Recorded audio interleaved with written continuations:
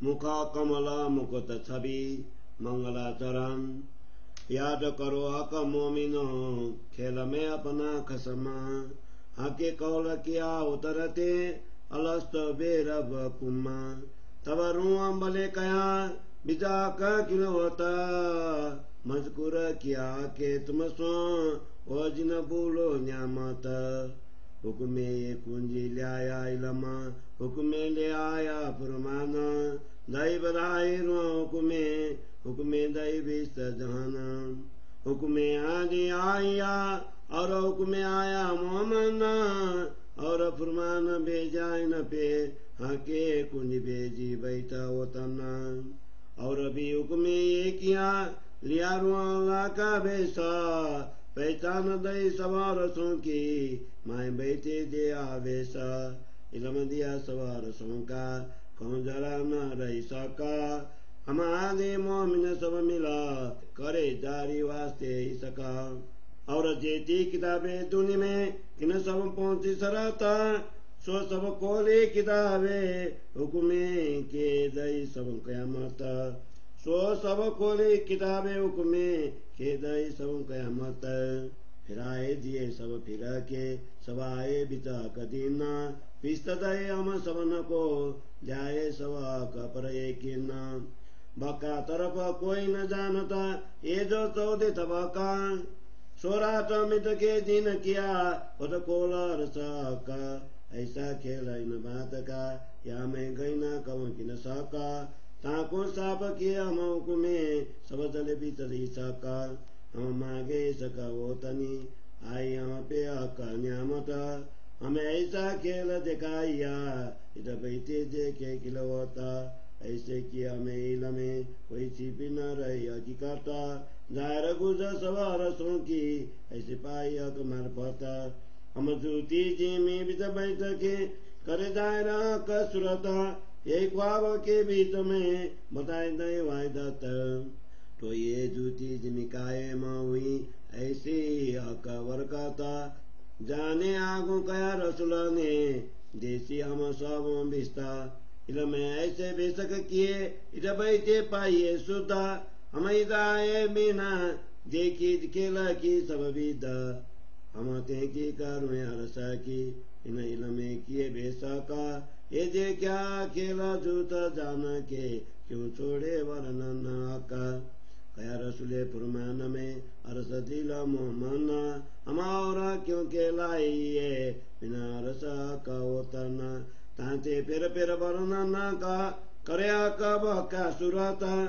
तांते फिर वर्णन करया कब का सुरता हुक्मे इलमायों के भाई कोई और न या बिना किता चिन में श्रृंगार बदले करे नए नए रूप आने का होता उतारे पेरे बिना ये क्यों कहो जाए विवेका अगर श्रृंगार कीजे तो वर्णन जो घड़ी पल थेराए एक पाव पल में कई रूप रंग देखाए और अभी आकाश रूपा की इन विदाए वर्णन रुए देखे नए नए श्रृंगारा जिन जैसे चित वर्ण ताके वर्णन क्यों कारो इन भी रकम श्रृंगारा ये शोभा कसरत की कांवारन पार सुमारा झूठी जुआ के सब रसों और मैंने लेना बका जो सौर की दे अकाइल में तो कछ पाइए गुजर छिपा इलमा वो बे अका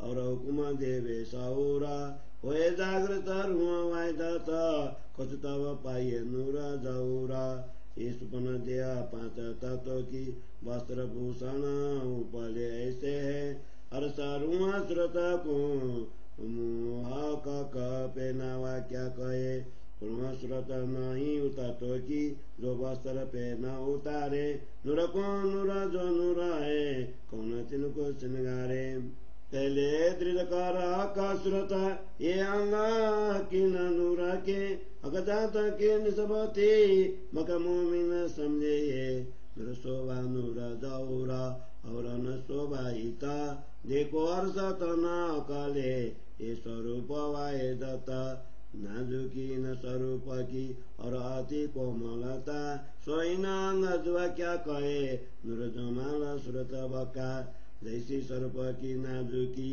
तैसी शोभा सलुका सकलाई चारों तरफों दिल देख न होए तुका तुका आशिक अपने शौक को बिर बिर सुख चये सोई बिर बिर रूप स्वरूप के नै नै लजत लये दिल रुए बारे हजार को रूप नए नए चाहे दम दम दे चाया स्वरूप सबन को इन बिर कादर खसमा रुए दिल सब एकै नए नए सक तरंग पिए प्याले फेर फेर माओ माए करे प्रेम जंग ये बारीक बातें और सकी बिन मोमिन न जाने कोई मोमिन भी सोचा नहीं जहाँ को आई फजर कुछ बोए जो काचु विचार सके पशु पंखी नंग बन शोभा बानी कोमल कुछ बोए रंगा रोशन महीनरमा एक फूल की जोड़ा देखी रुआ दे संग क्यों जुड़े जिमी सोबती सोबत जात कंगा क्यों कर आवे बराबरी खाबन और खेलौने ये कक क्या विचार ही जाएर तबावत में ये चीजें कई सब रसकी लीजो माए सौर कर ये खेलौने रुआन के नहीं खाबन बराबर हर्ष चीज भी लीजे सौर में जिना रस खाबन हक इन रस की एक खंकारी उड़ावे चौदे तवका इत बैठ जुती जिमी में जुती अकल जुती जुबान अर्ष चीज मुकर क्यों वही जो कायम अर्ष सुबान अर्ष चीज न आवे न अकले तो क्यों आवे रुआ मुरत जो ये भी न आवे सौर में तो क्यों आवे अकसुरत एक रुए और खेलौने देखा इत भी तफावत सुरत अकांदे रुए देखा जो कावे वाए दता बका चीज जो कायम तिन जरा न कबो नुकसान जेती चीज न दुनी की सो सब फना निदान जेती चीज अर्ष की न होए पुरानी कब नुकसान जरा न हो वही एली जो सौर में सब तो अकर्ष है कया ये चौदे तबक जरा नहीं जो नहीं सोई को क्या कहे साठे आओ तो न सब जमाए जेती चीजें अरस की जो तो इस कमी थी बाना खूबी कुछ बोए हक चाहेला ता नजीक ना नुकसान नूर और नूर तजला कहे मोहम्मद दो मकान दोए सूरते जुदी कही ताकि रुहला दई पहचान नाजुक नरम तेज जोत में सलुकी शोभा मीठी जुबान सुंदर स्वरूप खुश बोए सुन पूर्ण प्रेम सुबान सोई स्वरूप है नूर का सोई सुरत आदि जान रुए सुरत वाय दत्त में ये पूर्ण ईसक परवान हक सुरत अति सोनी ढोन जुगल किशोर गौरमुखा अति सुंदर ललित कोमल अति जोरा और रूह की सूरते जो असल रस में तन सो सौर की दे अकैल में देखो अपन तन मोमन खूबी खुशाली न चावे शब्द में न रंग रस बुध बना कोई न आवे शोभा शब्द में मुख रस खावन मेहरबान जैसे हक सूरत और तीन वस्त्र भूषण ये जो शोभा देत इन सूरते सो क्यों कहे जाए जुबाई न दिल में जानो देऊ निमुना समझाओ रुओं को खूबी दुनी की देख के लगाए देखो रस सुन हक अंग कैसे बर नभु इन जुती जुआ के बल बका अंग क्यों कर कहूँ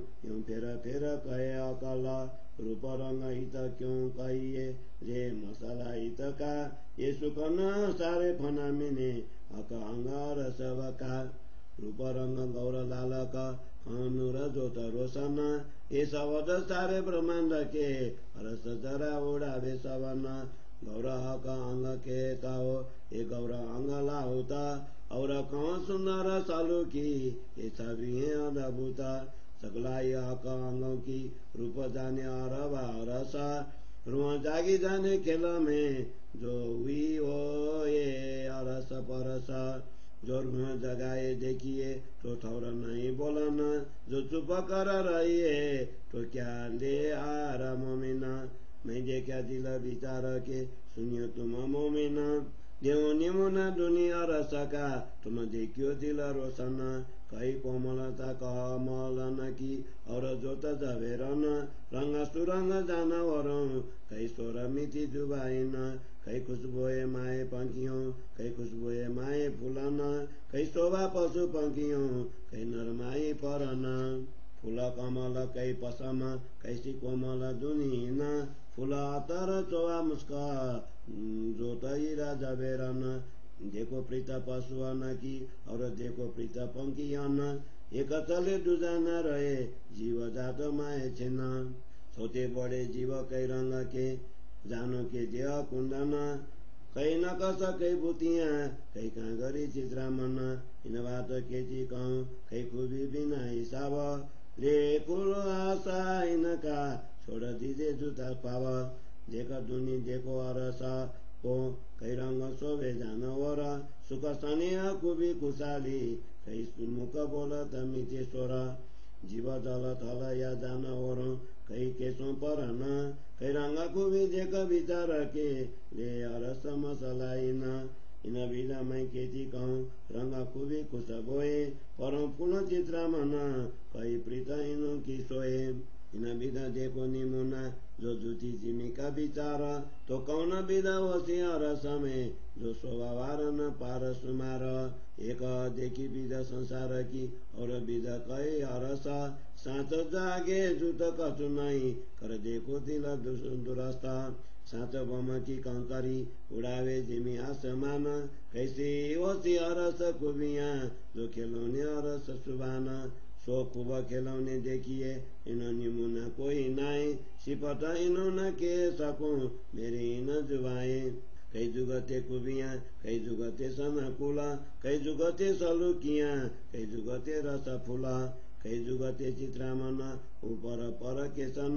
कई मुका मिति बानिया सूरजी कर करे रोशन जेची खुबिया रस की सब देखिए जमा कर लीजे सब पहचान के अंदर दिल में धरा रंग रस नूर रोशनी शोभा सुंदर खूबी खुश बोए तेज जोत कोमल देख नर मना झुकी सोए दिल अरस खुलासा लेके और देख रस रुआंग रुआ सरवर कोई आवे नहीं खूबी रूप सलू की रंग खेल खावन कैसे सरवर जो रुए अंगा दिनुरा आंदिनुरा कजातका ममिन देखे सरस सौरा सिपट ऐसी कहे ममिनो जाके अकसना दिल अरसा अकसुपने में भी संग कहे रुए न बिदा रस परसा ये जो ममिन अकस कहे जानो आए दुनिया माए अकारस कर बैठे दिल को जुदे तभी छोड़े नाई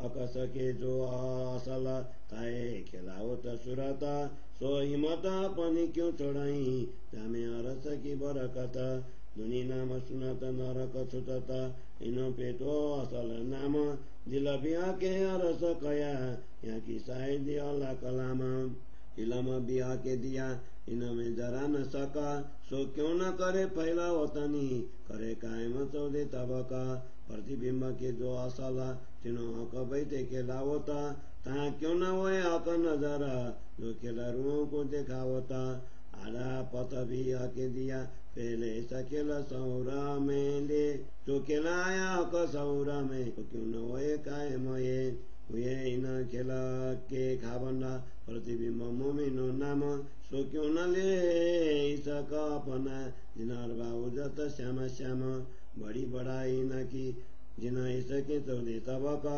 कर्म जलाए पाक किए इन सब पहुँचाए हक इन ढोका कैसा अरस का इन सुरते खिलावे और असल खिलाए के कैसा आप में तब तो असल में नकला नकले असले जुदागी एक जराए आड़ा पता कया शेर से नजीका तिन निपट है निकटा सुना सुपने देह माफक आके दिला में किया प्रवेश ये हुकुम जैसा कहा होता तैसा बोले हमारा भेषा अरस तन का दिल जो सो दिल देखत हमको प्रतिबिंब हमारे तो कहे जो दिल हमारे उन दिल हम ऐसा खेल किया हुकुमे हमारी उम्मीद पुराना हम सुख लिया रसा के दुनि में आए भिन्न ना तो ऐसा वर्णन क्यों करे ये जो वायदत नूर जमाला ना कोई न कनिमुना ना कोई न मिसाल हर सबों की एक कंकरी तिन आगे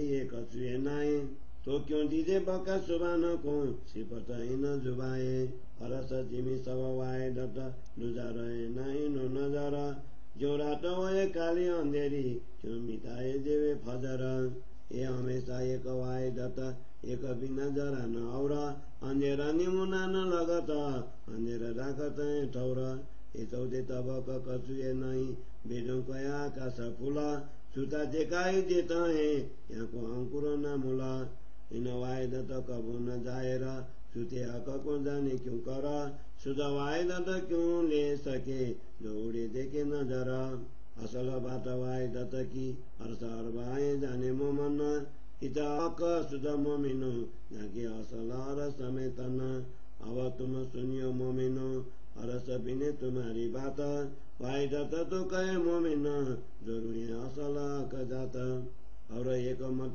रुआना का देखो हरस वायदत दीजो मोमिन दिल में एक हरस न्यामत नहीं न एक रुआ के जो सुख लेवे परवर दिगार तिन सुख से सुख पहुँचाई दिल रुआ 12,000 एक रुआ बाद करे अकसु सुख लेवे रस रस नाए सो सुख रुआ होता दिल 12,000 के माए हक बोलावे रुआ एक को सो सुख पावे अतंत सो बात सुन रुआ की सब रुए सुख पावता रुआ सुख हर एक बात का हक सो हर समय लेवता सो सुख सुन रुए सबे दिल अपने देवता तो आके कया रस अपना मोमिनों का जो दिला तो सब ल्याय वायदत में जो यूं सुख लेता हिला मिला इन विध सुख केती कहूँ हर्ष हरबा ममान तो आए वायदत में जो हक कर्म तले इन तन हके हरस कया दिल मोमिना और भेज दिया इलाम क्यों आवे हरस दिल जुटा में इतने हक का हुकुम तांचे वर्णन इन दिला हर्ष हक का होए हक केस कसे चल जाए और चरण रे कोये इन दिला को हरस को कया इन दिला को हरस तो कया जो खोल दिए बका द्वार तांचे फेर फेर मरन भू हक वायदत का सिंगार किशोर सुरत कहाँ देखी सुंदर शोभा पुराण मुख कमल का मुकुता की पीछे सब अंग वस्त्र भूषण न कसी कल वर्णन करो याद कर अपना तन खोल नहीं न खिलावत में बैठा तले चरण जैसा केट को यूं ही आंधी जान आशिक मासुक दो एक है एक हृदय मसीह पहचान जुगल किशोर को तो कहे जो आशिक मासुक एक अंग एक चिन्ह में कई रूप बदले यही विदादी रंग हमारे पुरमान में हके के लिखे कलाम मासुक मेरे मोहम्मद आशिक मेरा नाम आशिक मेरा नाम हमारे पुरमान में हके के लिखे कलाम मासुक मेरा मोहम्मद आशिक मेरा नाम आशिक मेरा नाम मंगलाचरण संपूर्ण केश तिलक नीलात पर दो रेखा चली लगा काना केश न कोई गत बड़ा शोभा चाहिए जैसी सुभाना एक श्याम नूर केशन की चली रोशन बाँध किनार दूजी गौर नीलाट संग करे जंग जोर पार शोभा चली आई लवने लगा पीछे आए कान पर होए आए मिली दो तरफ की शोभा के वेन समरथ कोए यही बाट पव नेत्र संग करत जंग दो जोरा स्याउ जल सरबर दो चली चढ़ टेढ़ी अनि मरोरा दो अनिया पव केसन की नीलात तले नैन पर रेखा बाँध चले दो किनारी आए अनिया मिली बराबर दो नैन किनारी शोभिता खटबड़ कोई न केसा उजल स्याउ दो लड़ते कोई देना किसी को रेसा तिलक नीलात न किन किया असल बन्यो रोशन कई रंग खूबी चिन्ह में शोभा किनती होए न किन ज इंद्री फरेवा की देखता इलाता फना सो क्यों कहे बका स्वान मुका इन अंगों की जो रसना नासिका कसरत की ये जो श्वास देता खुशबोए ब्रह्मांड फोड़ इतावत इतरों बासले तसोए बिना मोमिन कोई न ले सके हक नासिका गुण कया रसा कवतन जो किया दिल जिन्ना हक सूरत की बारे किया हे जाने अरसार बाए हक सूरत तो जानै जो कोई और वोए इब्तदाए तिना खूने तले नासिका खूना चढ़ता चौथा ऊपर ये खूबी जाने रुआ रस की ये जो अनुयायी नमती उतर दो क्षेत्रों के गिरदवाए यो पाकड़ी फुला कताओ बिजानी आई जो नासिका ये मोमिन जाने मुख भाव इन अनियो और अनिमेली तिना उतर अनि दुई दोए किनार तले दो क्षेत्र के सोवाले ती सोए दो क्षेत्र तले अधुरा ऊपर तिन बीतलांक कुने तिना सोई शोभा जाने न अधुरा की जो वे हुकुमा दिन और तले जो अधुरा दो जोड़ शोभित जो मुख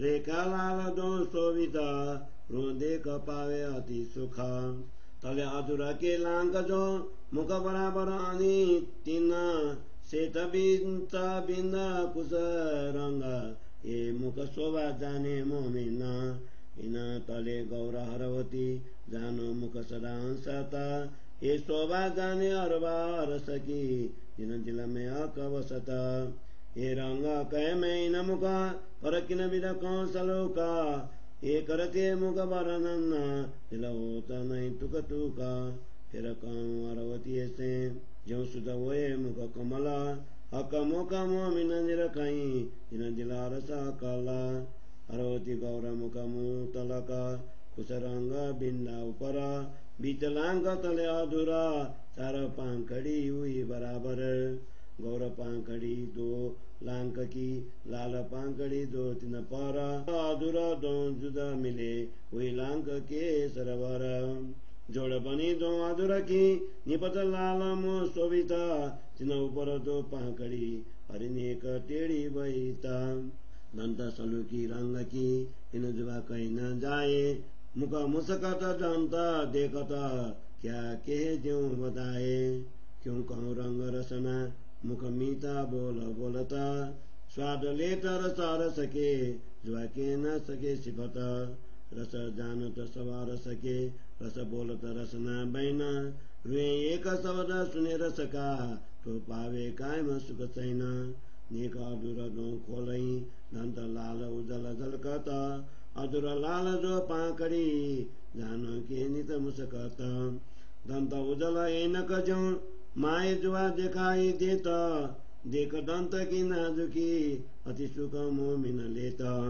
कब दंत रंग उजल कब रंग लाल का दो कुवी दंत नामे माए रोशन जो एनक दो बीच अधुर रेखा मुख कटाओ तीन तरफ दोए पाके रंग सुरंग दो पली सड़ी टेढ़ी शोभा देता सोए खुश रंग बीच सिंह घोड़ा तले दो आनी ऊपर एक इन दो पाके खुश रंग एक दाओ शोभा अभिषेक तीन आनी पर दूजी आनी शोभित सिंह घोड़ा सुपेटा ऊपर पाके दो फिर बली इस क्षेत्र शोभा दो देता इन फूला ऊपर आए नासिका सो आए बिचानी शोभाए इन पर रेखा दो तिलक की रंग छीना में कई देखाए दो नेत्र टेढ़े कमल जो अनि शोभा दो अतंत जब पापन दो खोलता जानो के कमल दो विकसत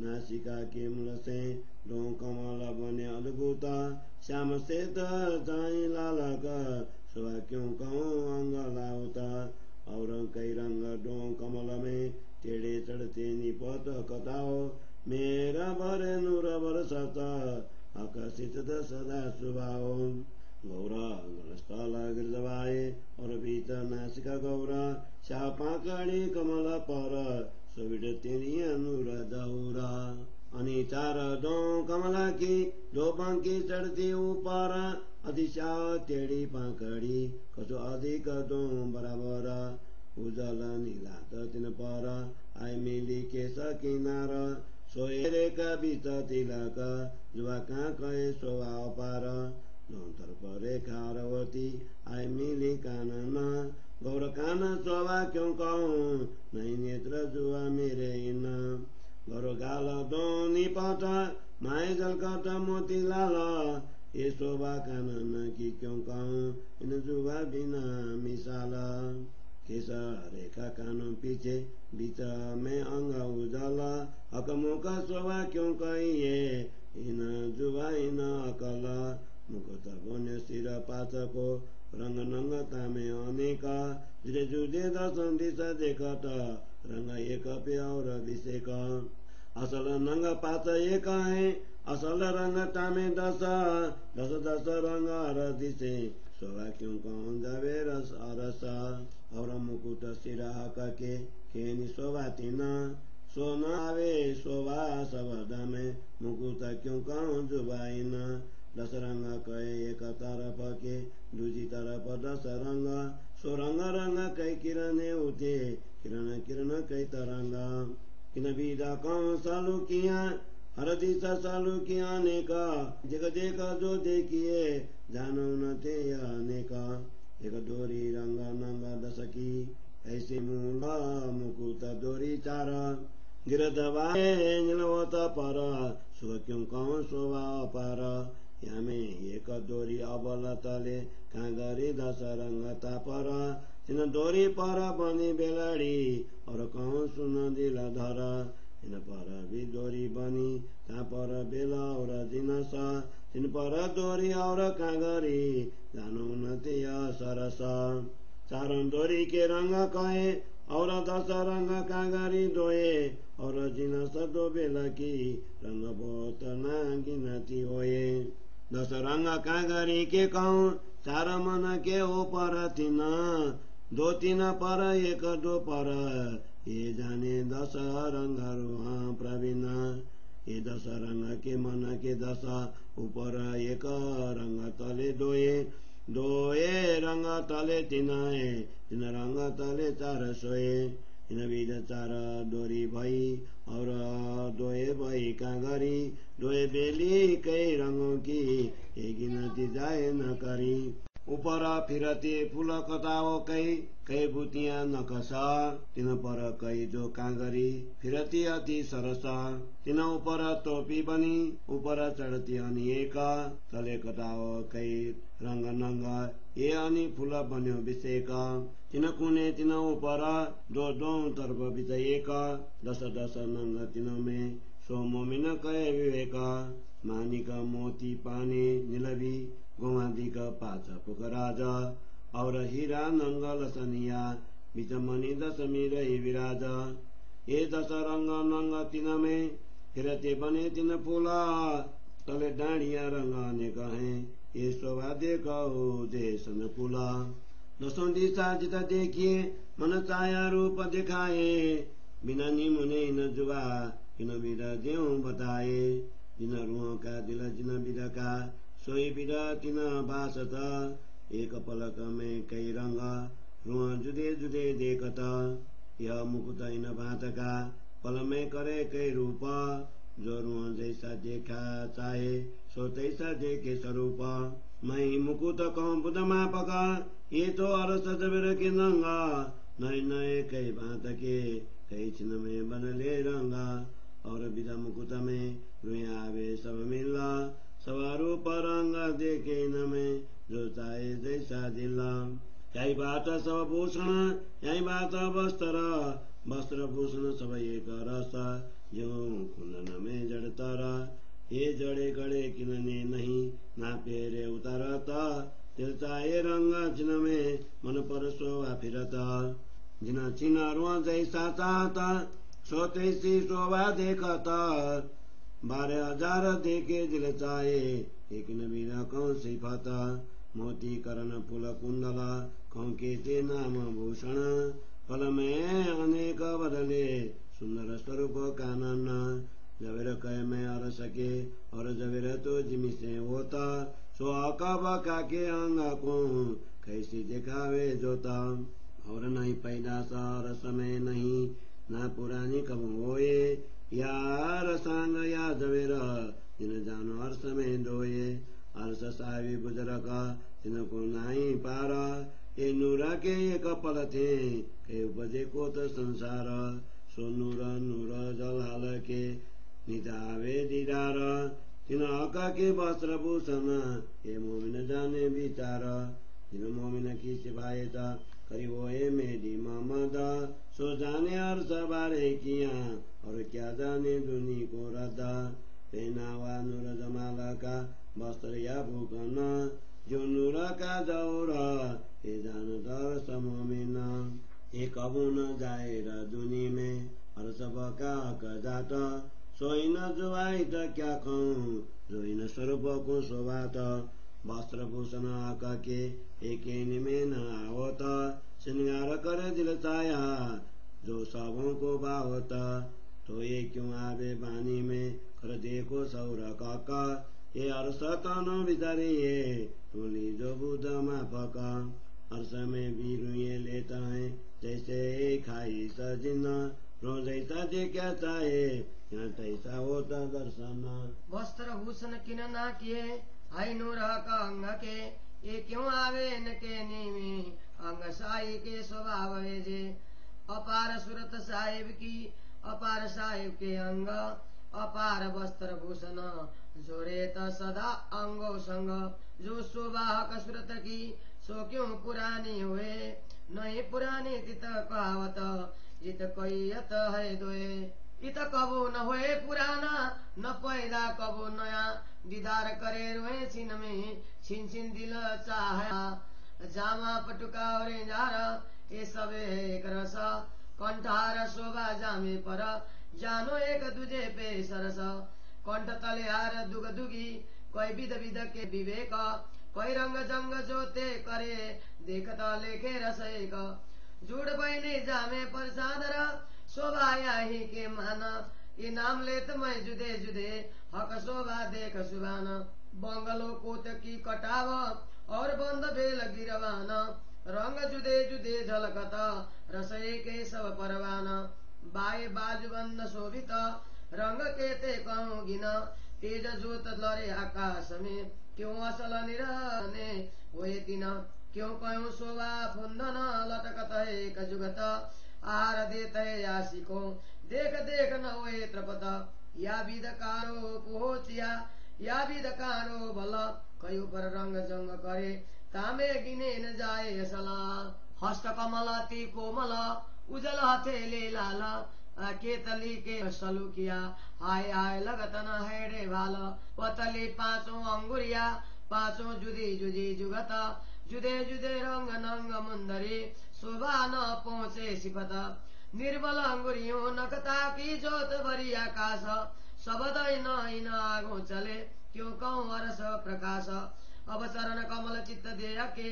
बैठ बीच खिलवत देख रुह नैन खोल के ज्यो आवे अरस लजत इत बैठे निरख चरण को देख चकलाई चित्त दे नरम तले आती उजल रुह तेरा सुखदायक जोत देखी चरण नख की जाए लगी आसमान चीर चली सब जोत को कोई ना इनके मान तेज कोई ना से सके बिना रस रुआ मोमिन तेजे उड़े पर्दा अंधेरी ऐसे बका अरसतन किए बैठक ए जोते के सिंचिला यारवातन सवर सके इनो नजरों रहे ना खेला पाओ देख देख भूषण कई विध शोभा करता सो नए नए रूप अनेक रंगो छिन छिन में कई भीरत चारों जोड़े चरण तो कहूँ जो घड़ी साहित ठेराए छिन में करे कोट रोशनी सो क्यों आवे माए जो आए हरी जार माए के रंग ऊपर जावा दावत सुपेता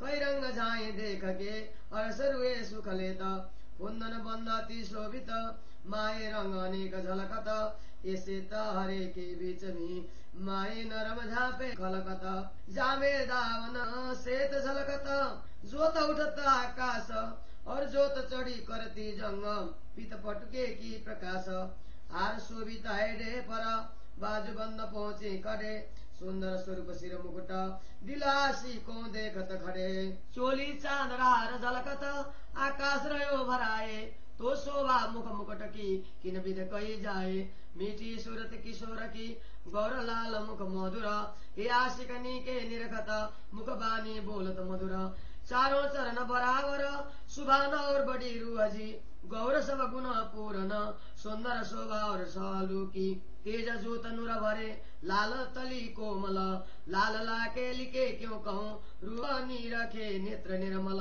चारों तरफों चकलाई फना अद्भुत रूह कैसत एडियाति अचरज इतासी कतले वसत चारों चरण तिनाजुक जो देखो सोई सरस ये अंगनाई तत्व के या की जात रूह रस ये मेर करे चरण जिन पर देत हृदय पुरन स्वरूप जुगल किशोर चित्त चुभत सुख सुंदर रूप अनुप जुगल किशोर अति सुंदर बैठे दो एक तखत चरण तले रूह मिलावा बीच बका खिलवत श्री मामत कहे महबूब की जेती अरस सुरता सो सब बैठी कदमों तले अपनी निसबता श्री मामत कहे महबूब की जेती अरस सुरता सो सब बैठी कदमों तले अपने निसबता चौपाई 229 प्रकरण 21 चौपाई 1446 बोल प्राणनाथ प्यारे की जय। श्री तारतम सागर श्री श्रृंगार ग्रंथ को 21वां प्रकरण मुख कमल मुकुट छवि मंगलाचरण को हिंदी सरलार्थ। हे ब्रह्मात्माओं, इस नश्वर जगत में अपने प्रियतम धनी परब्रह्म परमात्मा का स्मरण करो। उन्होंने हमें जगत में उतरते हुए क्या मैं तुम्हारा स्वामी नहीं ऐसा कहा। तब ब्रह्मात्माओं ने मूल मिलावा में इस प्रकार कहा, निश्चय ही आप हमारे स्वामी हैं। हे ब्रह्मात्माओं, श्री राजा जी ने तुमने अन्य भी अनेक बातें की, अमूल्य निधि समान उन बातों को मत भूलो। श्री राजा जी का आदेश ही तारतम ज्ञान रूपी यह कुंजी ले आए हैं और वही कुरान का ज्ञान भी लेकर आया है। इसी आदेश ने ब्रह्मात्मा को महिमा प्रदान कर संसार के जीवों को अखंड मुक्ति स्थल में स्थान दिलाया है।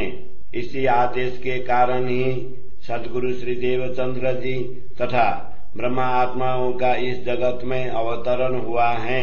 श्री राजा जी ने परम धाम में बैठकर अपने आदेश के द्वारा अपनी ब्रह्मा आत्माओं के लिए कुरान का संदेश भेजा और उसे स्पष्ट करने के लिए तारतम ज्ञान रूपी कुंजी भेजी हैं।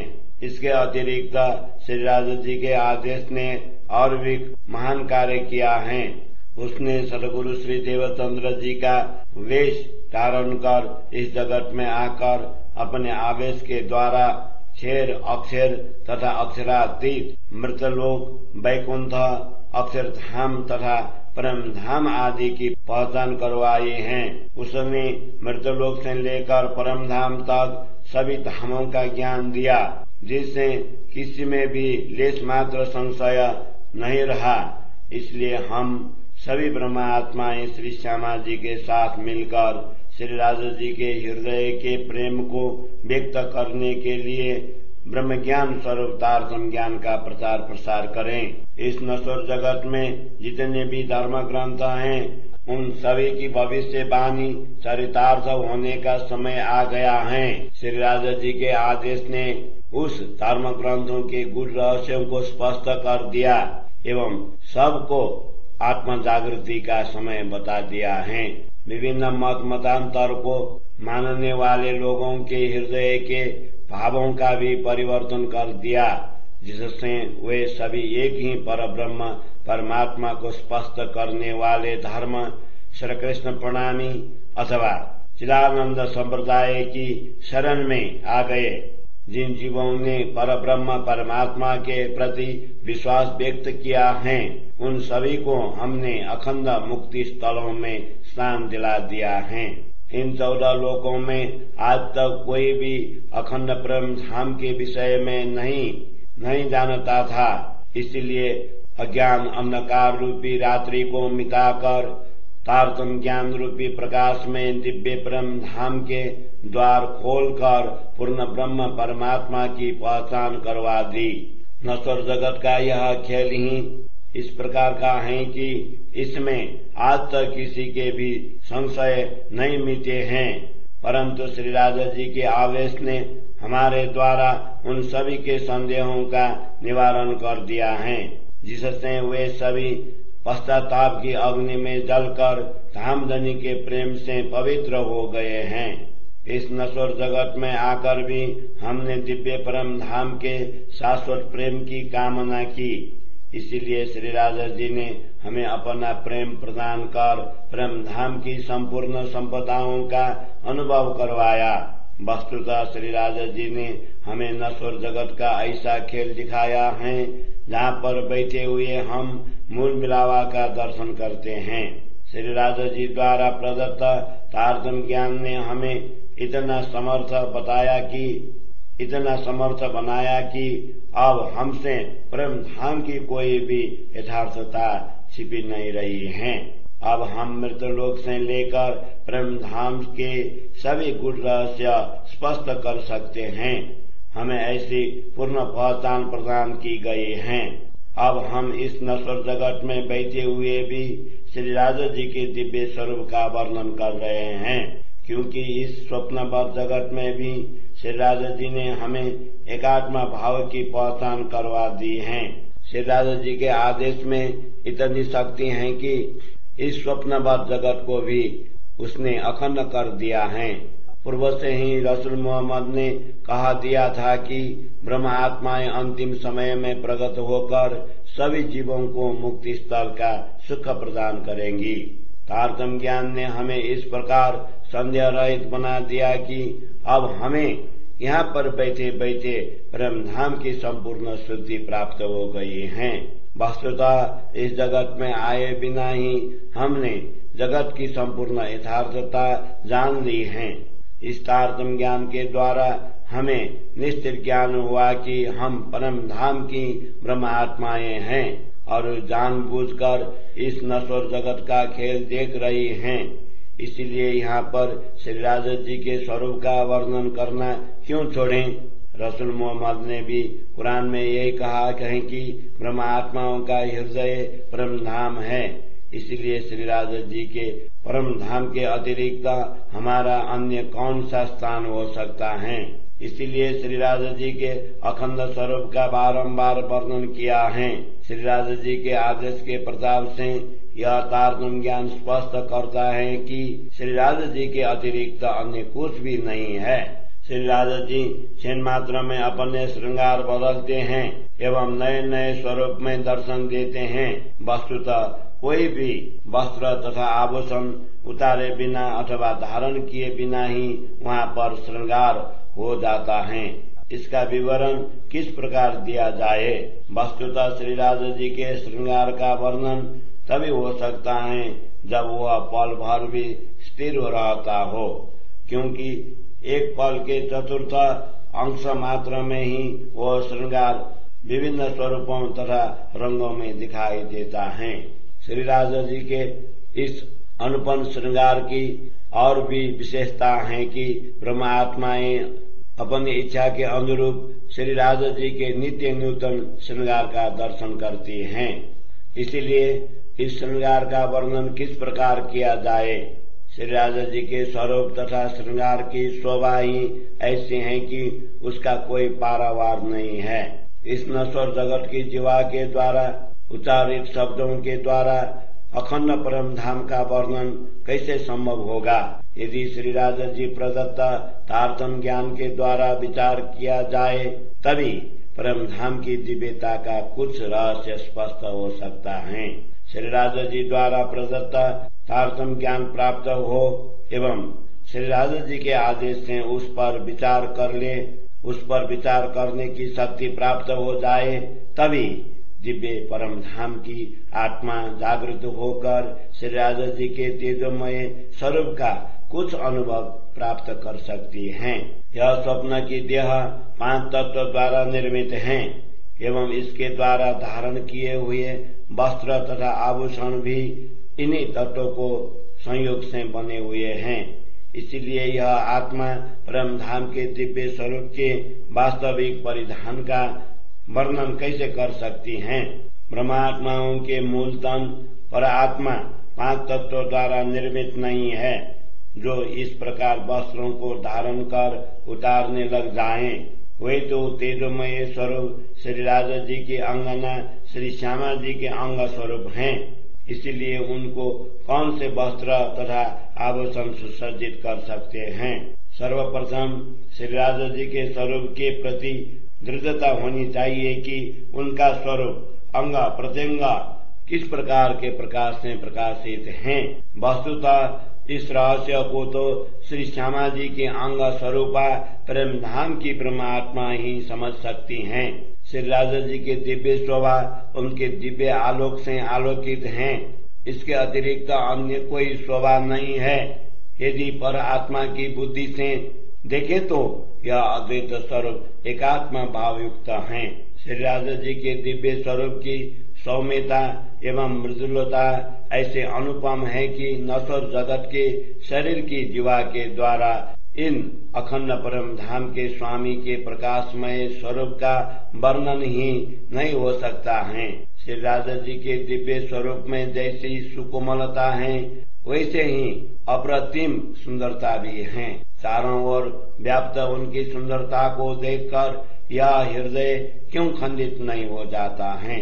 अनुरागिनी आत्माएं श्री राजा जी से सर्वदा अपनी अभिरुचि के अनुरूप विभिन्न प्रकार का सुख चाहती हैं। इसलिए वे श्री राजा जी के विभिन्न स्वरूप के दर्शन कर नित्य नूतन आनंद प्राप्त करती हैं। इन 12,000 ब्रह्मात्माओं के हृदय में प्रतिपल श्री राजा जी के नूतन स्वरूप के दर्शन की चाहना बनी रहती है एवं स्वयं श्री राजा जी भी इन ब्रह्मात्माओं की इच्छा अनुसार अपने स्वरूप का दर्शन देकर उन्हें आनंदित करते हैं। ब्रह्मात्माओं के हृदय में एकात्मा भाव है, इसलिए उनके हृदय में प्रेम की नित्य नूतन तरंगे प्रकट होती हैं। जब वे बारंबार प्रेम का प्याला पीती हैं तो उसकी तरंगे परस्पर द्वंद्व करती हुई दिखाई देती हैं। परम धाम के इस गूढ़ रहस्य को ब्रह्मात्माओं के अतिरिक्त अन्य कोई नहीं जानता है। ब्रह्मात्माओं में भी वे ही जान सकती हैं जिनको जागृति की सुगंधि प्राप्त हो गई हो। परम धाम में विद्यमान जितने भी पशु पंछी रत्न वन आदि की शोभा एवं सुंदरता है, उनकी सुमधुर वाणी सुकोमलता सुगंधि तथा विभिन्न रंग के प्रकाश को ब्रह्म आत्माएं ही जानती हैं। मैंने परम धाम के एक पुष्प की सुकोमलता को ब्रह्म आत्माओं के तन के साथ तुलना की तो मुझे ज्ञात हुआ कि उन पुष्पों की संगति ब्रह्म आत्माओं के अंगों के साथ कैसे हो सकती है, क्योंकि उनकी संगति तो श्री राजा जी के अंगों के साथ सदा सर्वदा बनी हुई है। दिव्य परम धाम के स्वामी श्री राजा जी एवं ब्रह्मात्माओं के खिलौने समान इन वस्तुओं में कैसे समानता हो सकती है? इस नश्वर जगत के जीव इन दोनों का स्पष्ट अंतर पर कैसे विचार कर सकते हैं? इस प्रकार परम धाम के सामग्रियों का वर्णन किया गया है। इनको हृदय पूर्वक विचार करते हुए हृदयंगम करना चाहिए। ये सभी वस्तुएं ब्रह्म आत्माओं के लिए मात्र खिलौने ही है, इसलिए ये कभी भी श्री राजा जी के समान नहीं हो सकते हैं। इसी प्रकार परम धाम के वस्तुओं के विषय में भी विचार किया जा सकता है, जिनके स्वामी स्वयं अक्षरातीत परमात्मा हैं। वस्तुतः परम धाम का मात्र एक कण भी इन 14 लोकों के अस्तित्व को नगण्य कर देता है। इस नश्वर जगत की मिथ्या भूमि में बैठकर मिथ्या बुद्धि एवं मिथ्या वाणी के द्वारा दिव्य परम धाम के शाश्वत वस्तुओं का निश्चय पूर्वक वर्णन कैसे हो सकता है? इस नश्वर जगत की बुद्धि में परम धाम की अखंड वस्तुएं ही समा नहीं पाती हैं तो ब्रह्म आत्माओं का स्वरूप कैसे समा पाएगा? यदि हृदय पूर्वक विचार करने पर भी इतनी शुद्धि नहीं रहती तो हृदय में श्री राधा जी का स्वरूप कैसे अंकित हो सकेगा। परम धाम में ब्रह्मात्माएं तथा उनके खिलौने के अंतर को देखो। तत्पश्चात श्री राधा जी, श्यामा जी तथा ब्रह्म आत्माओं के अद्वैत स्वरूप को भी देखो। परम धाम की सभी वस्तुएं अखंड हैं, जिनमें कण मात्र की भी कभी क्षति नहीं होती हैं, किंतु संसार में जितनी भी वस्तुएं हैं वे सभी निश्चय ही नश्वर हैं। परम धाम की सभी सामग्री कभी भी पुरानी नहीं होती हैं एवं उनके लेश मात्र भी क्षय नहीं होता है। इस पर भली भांति विचार कर लेना चाहिए। इसीलिए श्री राधा जी तथा दिव्य परम धाम को नित्य कहा है एवं इन 14 लोकों को अनित्य कहा है। अनित्य वस्तुएं कैसे नित्य का वर्णन कर सकती हैं? अतएव शब्दों के द्वारा अखंड परम धाम का वर्णन नहीं हो सकता है। परम धाम की सभी वस्तुओं में तेजोमयता, प्रेम तथा मधुर वाणी है। उनमें श्री राधा जी की इच्छा अनुसार सुगंधि भी परिपूर्ण है। वहाँ पर कभी भी क्षति निकट नहीं आ सकती है। रसूल मोहम्मद ने अक्षर ब्रह्म नूर एवं अक्षरातीत पर ब्रह्म नूर तजला के 2 दिव्य धामों अक्षर धाम तथा परम धाम का उल्लेख किया है। इन दोनों स्वरूपों को अलग अलग बताया है। सदगुरु श्री देवचंद्र जी ने प्रकट होकर इनकी पूर्व पहचान करवाई है। श्री राधा जी के तेजोमय स्वरूप में कमनीयता, कोमलता, तेजस्विता, सुंदरता तथा वचन माधुर्य है। इतना ही नहीं, उनका अप्रतिम सौंदर्य, सुगंध तथा प्रेम से परिपूर्ण है।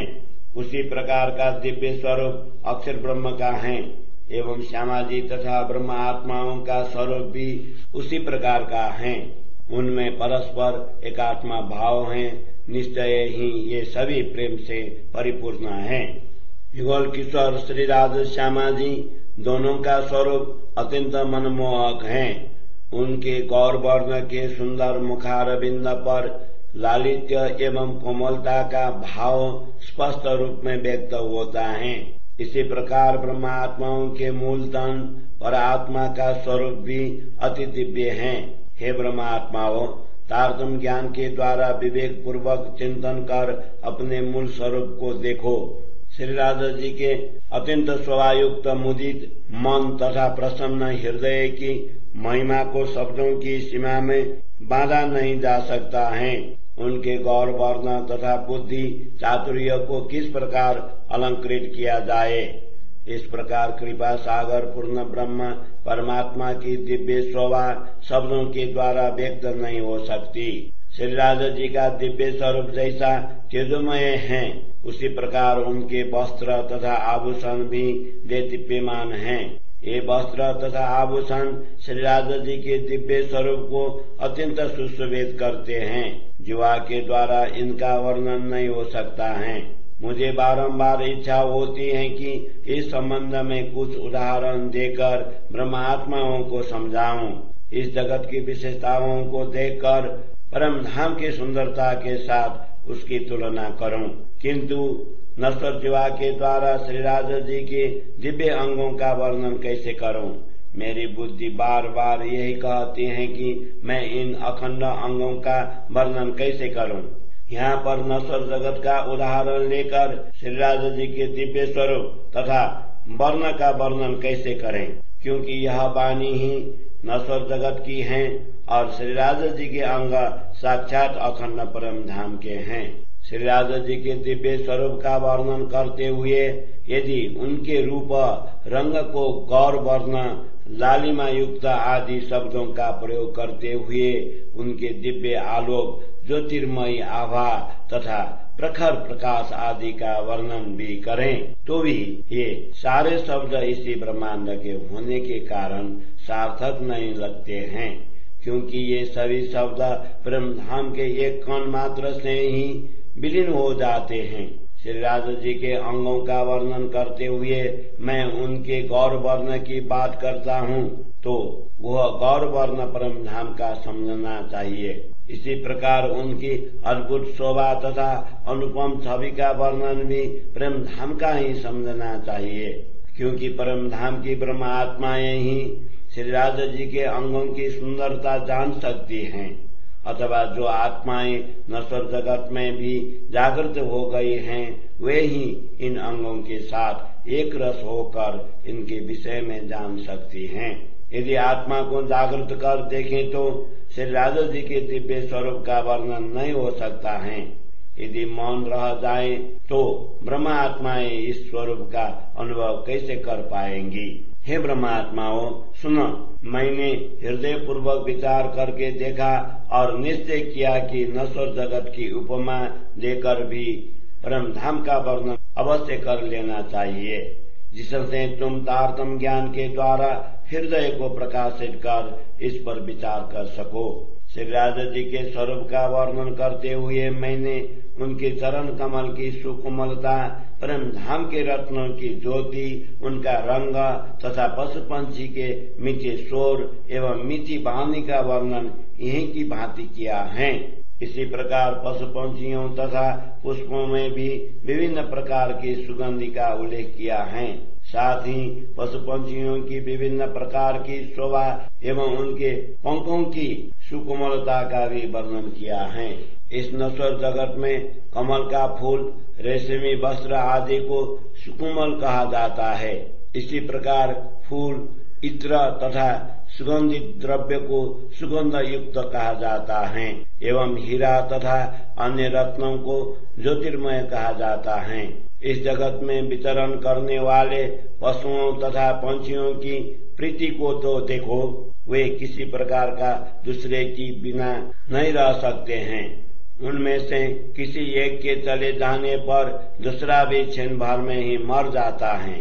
परम धाम में छोटे बड़े विभिन्न रंग के पशु पंछी भी मानो उनका शरीर स्वर्णमय हो इस प्रकार प्रतीत होता है। उनके शरीर में विभिन्न प्रकार की चित्रकारी बूटियां, कंगूरे आदि चित्रित हैं।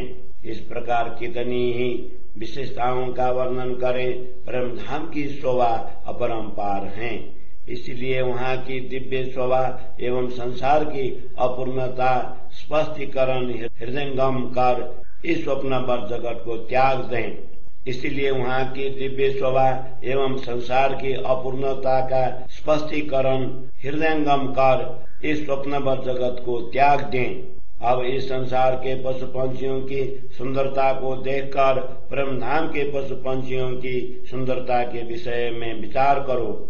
वहाँ पर विभिन्न रंगों के पशु पंछी सुश्वेत हैं। उनका पारस्परिक सुख, स्नेह, सुंदरता आदि अनुपम है। वे मीठे स्वर में मधुर वाणी का उच्चारण करते हैं। परम धाम में जलचर अथवा स्थलचर किसी भी पशु पंछियों को देखो, उनके पंखों तथा बालों में विभिन्न प्रकार के रंग की विशेषता है। इस प्रकार परम धाम के ही दिव्य उदाहरण लेकर इन पशु पंछियों की विशेषता देखो। इस प्रकार मैं कहाँ तक वर्णन करूं इन पशु पंछियों के रंग, इनकी विशेषताएं, इनकी सुगंधि, इनके पंखों पर चित्रित पुष्पलता आदि की शोभा एवं इनकी पारस्परिक प्रीति असीम तथा अगाध हैं। यदि इस नश्वर जगत में भी विभिन्न प्रकार की विशेषताएं हैं तो उसके उदाहरणों के आधार पर विचार करो कि परम धाम में कैसी विशेषताएं होंगी, जहाँ की शोभा का कोई पारावार ही नहीं है। इस नश्वर जगत की विविधता को देखकर परम धाम की विशेषताओं का वर्णन करने का प्रयत्न किया है, किंतु सत्य के समक्ष अनित्य वस्तुओं का कोई अस्तित्व ही नहीं होता है। इस प्रकार हृदय पूर्वक विचार करो कि परम धाम की शोभा के समक्ष, परम धाम की शोभा के समक्ष नश्वर जगत की शोभा का कोई अस्तित्व ही नहीं है। परम धाम की नित्य भूमि का एक कण भी नश्वर जगत की भूमि तथा आकाश को उड़ा सकता है, तो फिर दिव्य परम धाम के पशु पंछियों की विशेषता कैसे होंगी, जो स्वयं श्री राधा जी के खिलौने समान हैं। क्रीड़ा पात्र खिलौने समान इन पशु पंछियों की विशेषता तो देखो। जिनकी सुंदरता के लिए कोई उपमा ही नहीं है। मैं अपनी जीवा के द्वारा इनकी अनुपम शोभा का वर्णन नहीं कर सकता। इनमें विभिन्न प्रकार की कलाएं हैं। ये अपनी कलाओं से श्री राजा जी को प्रसन्न करते हैं। उनकी सुंदरता विभिन्न प्रकार की पुष्पलताओं के चित्रण से सुशोभित हैं। इन पशु पंछियों के पंख तथा रोमावली में विभिन्न प्रकार के चित्र चित्रित हैं। वे अपनी मधुर वाणी एवं कर्ण प्रिय स्वर से श्री राजा जी का गुणगान करते हैं। परम धाम के इन सभी विशेषताओं को एक साथ अवलोकन करो एवं उनको पूर्णतया पहचान कर हृदय में धारण करने का प्रयत्न करो। इन पशु पंछियों के रंग, रस, प्रकाश, किरणी, शोभा, सुंदरता, सुगंधि, तेज, ज्योति, कोमलता एवं कमनीयता को देखो। अपने हृदय में तारतम्य ज्ञान का स्पष्टीकरण लेकर अपनी पर आत्मा की शोभा को देखो तो ज्ञात होगा कि पर आत्मा की तुलना में अन्य कोई वस्तु नहीं आ सकती है। इसकी शोभा, रूप, माधुर्य एवं सुंदरता ही अद्वितीय हैं। ब्रह्मात्माएं श्री श्यामा जी के अंग स्वरूपा हैं एवं स्वयं श्यामा जी श्री राजा जी के अंगभूता हैं। उनकी तुलना इस नश्वर खेल के स्वामी त्रिदेवों के साथ कैसे की जा सकती है। ब्रह्मात्माएं ही तारतम्य ज्ञान के द्वारा यह अंतर समझ सकती हैं। ब्रह्मात्माओं की महिमा इतनी अधिक बताई गई है कि जिनकी सुरता ने धारण किए हुए नश्वर शरीर के हृदय को भी श्री राजा जी ने परम धाम की संज्ञा दी है। इस स्वप्नवत जगत में भी श्री राजा जी इस प्रकार इनके साथ रहे हैं। परम धाम में तो ये श्री राजा जी के ही अंग होने से परस्पर एक ही स्वरूप हैं। इस जगत में आई हुई ब्रह्म आत्माएं परम धाम की पर आत्मा के प्रतिबिंब सुरता स्वरूप मानी गई हैं। इनके हृदय को भी परम धाम बनाकर स्वयं श्री राजा जी उसमें विराजमान हुए। उन्होंने इस नश्वर जगत में भी उनका साथ नहीं छोड़ा है। इस प्रतिबिंब का मूल स्वरूप पर आत्मा परम धाम में है। उनको अपने चरणों में बैठाकर श्री राजा जी नश्वर जगत का यह खेल दिखा रहे हैं। ऐसी ब्रह्मात्माएं अपना साहस कैसे छोड़ सकती हैं, जिनमें साक्षात परम धाम की शक्ति समाहित है।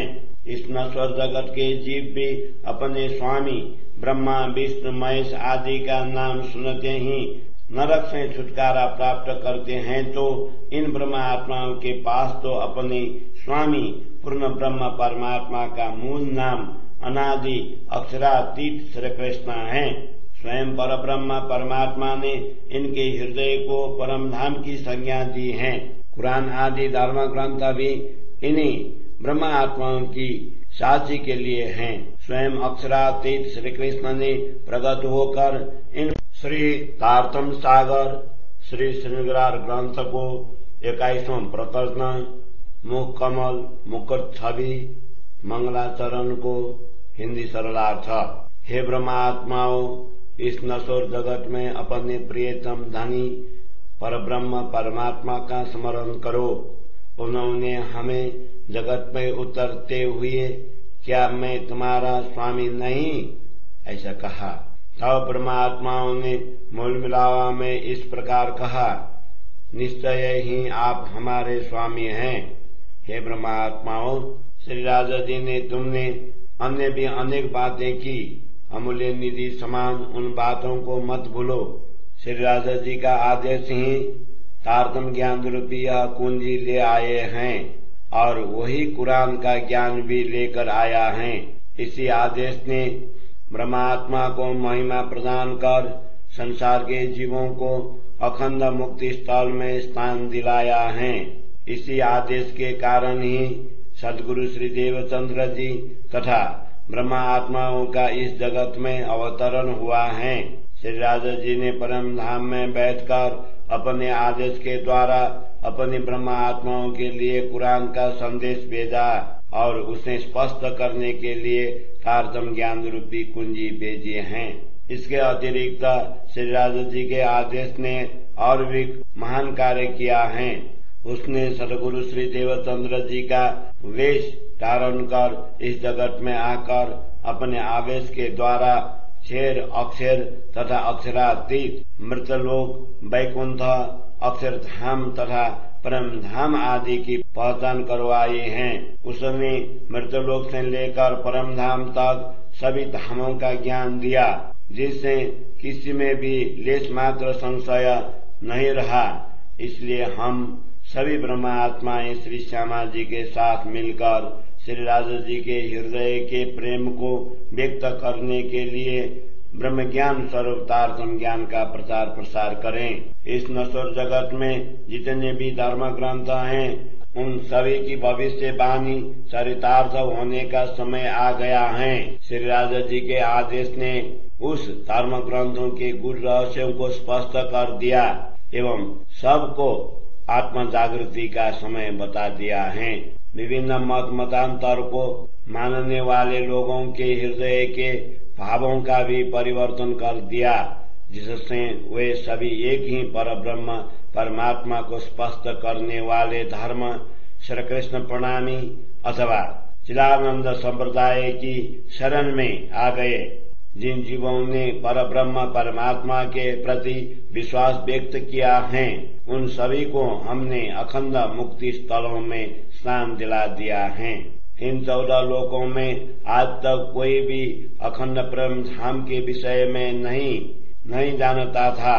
इसलिए अज्ञान अंधकार रूपी रात्रि को मिटाकर तारतम ज्ञान रूपी प्रकाश में दिव्य परम धाम के द्वार खोलकर पूर्ण ब्रह्म परमात्मा की पहचान करवा दी। नश्वर जगत का यह खेल ही इस प्रकार का है कि इसमें आज तक किसी के भी संशय नहीं मिटे हैं, परंतु श्री राजा जी के आवेश ने हमारे द्वारा उन सभी के संदेहों का निवारण कर दिया है, जिससे वे सभी पश्चाताप की अग्नि में जलकर धामधनी के प्रेम से पवित्र हो गए हैं। इस नश्वर जगत में आकर भी हमने दिव्य परम धाम के शाश्वत प्रेम की कामना की।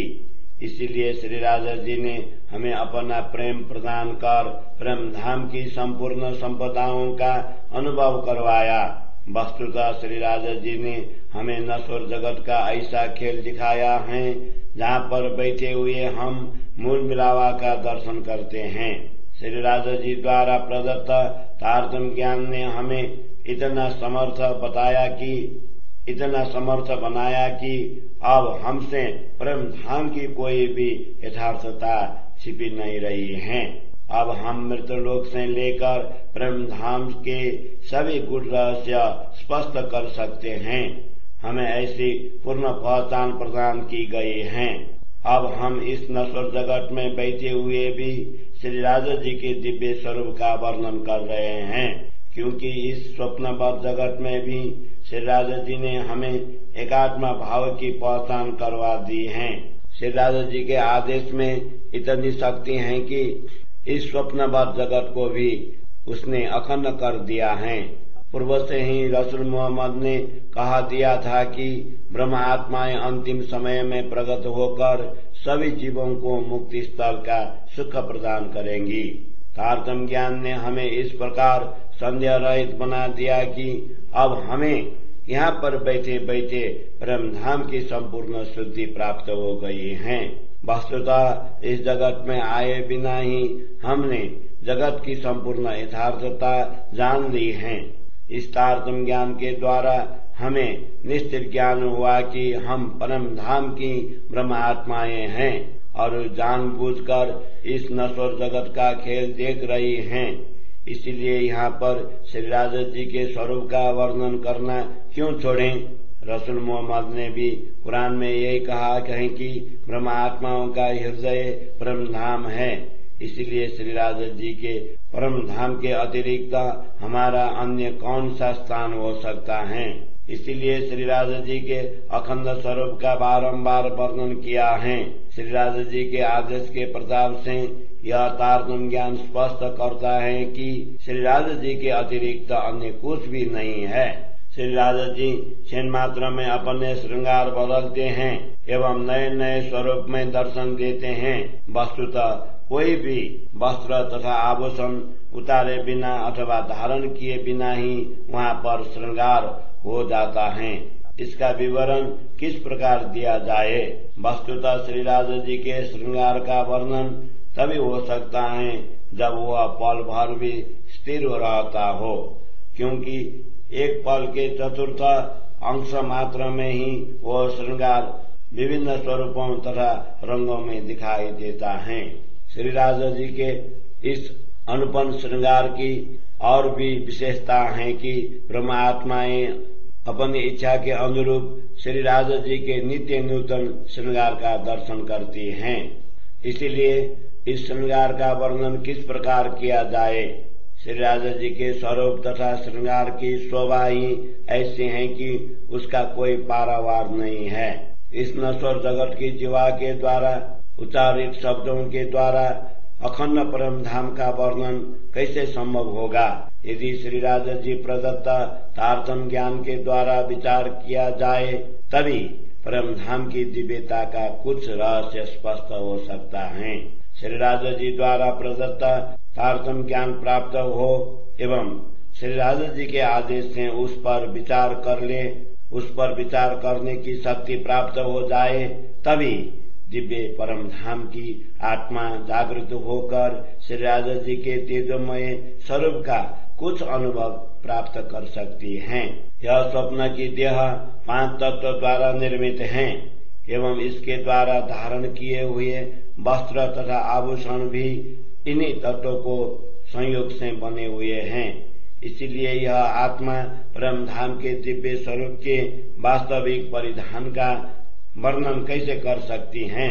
ब्रह्मात्माओं के मूल तन पर आत्मा 5 तत्वों द्वारा निर्मित नहीं है। जो इस प्रकार वस्त्रों को धारण कर उतारने लग जाएं, वे तो तेजोमय स्वरूप श्री राजा जी की अंगना श्री श्यामा जी के अंग स्वरूप हैं। इसलिए उनको कौन से वस्त्र तथा आभूषण सुसज्जित कर सकते हैं? सर्वप्रथम श्री राजा जी के स्वरूप के प्रति दृढ़ता होनी चाहिए कि उनका स्वरूप अंग प्रत्यंग किस प्रकार के प्रकाश से प्रकाशित हैं। वस्तुतः इस रहस्य को तो श्री श्यामा जी के अंग स्वरूपा प्रेम धाम की ब्रह्मात्मा ही समझ सकती हैं। श्री राजा जी के दिव्य शोभा उनके दिव्य आलोक से आलोकित हैं। इसके अतिरिक्त अन्य कोई शोभा नहीं है। यदि पर आत्मा की बुद्धि से देखे तो यह अद्वैत स्वरूप एकात्मा भाव युक्त है।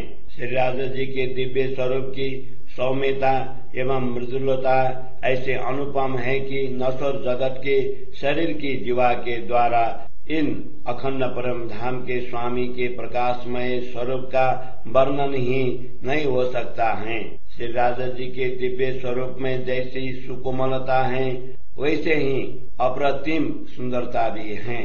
चारों ओर व्याप्त उनकी सुंदरता को देखकर यह हृदय क्यों खंडित नहीं हो जाता है? अनुरागिनी आत्माएं श्री राजा जी से सर्वदा अपनी अभिरुचि के अनुरूप विभिन्न प्रकार का सुख चाहती हैं।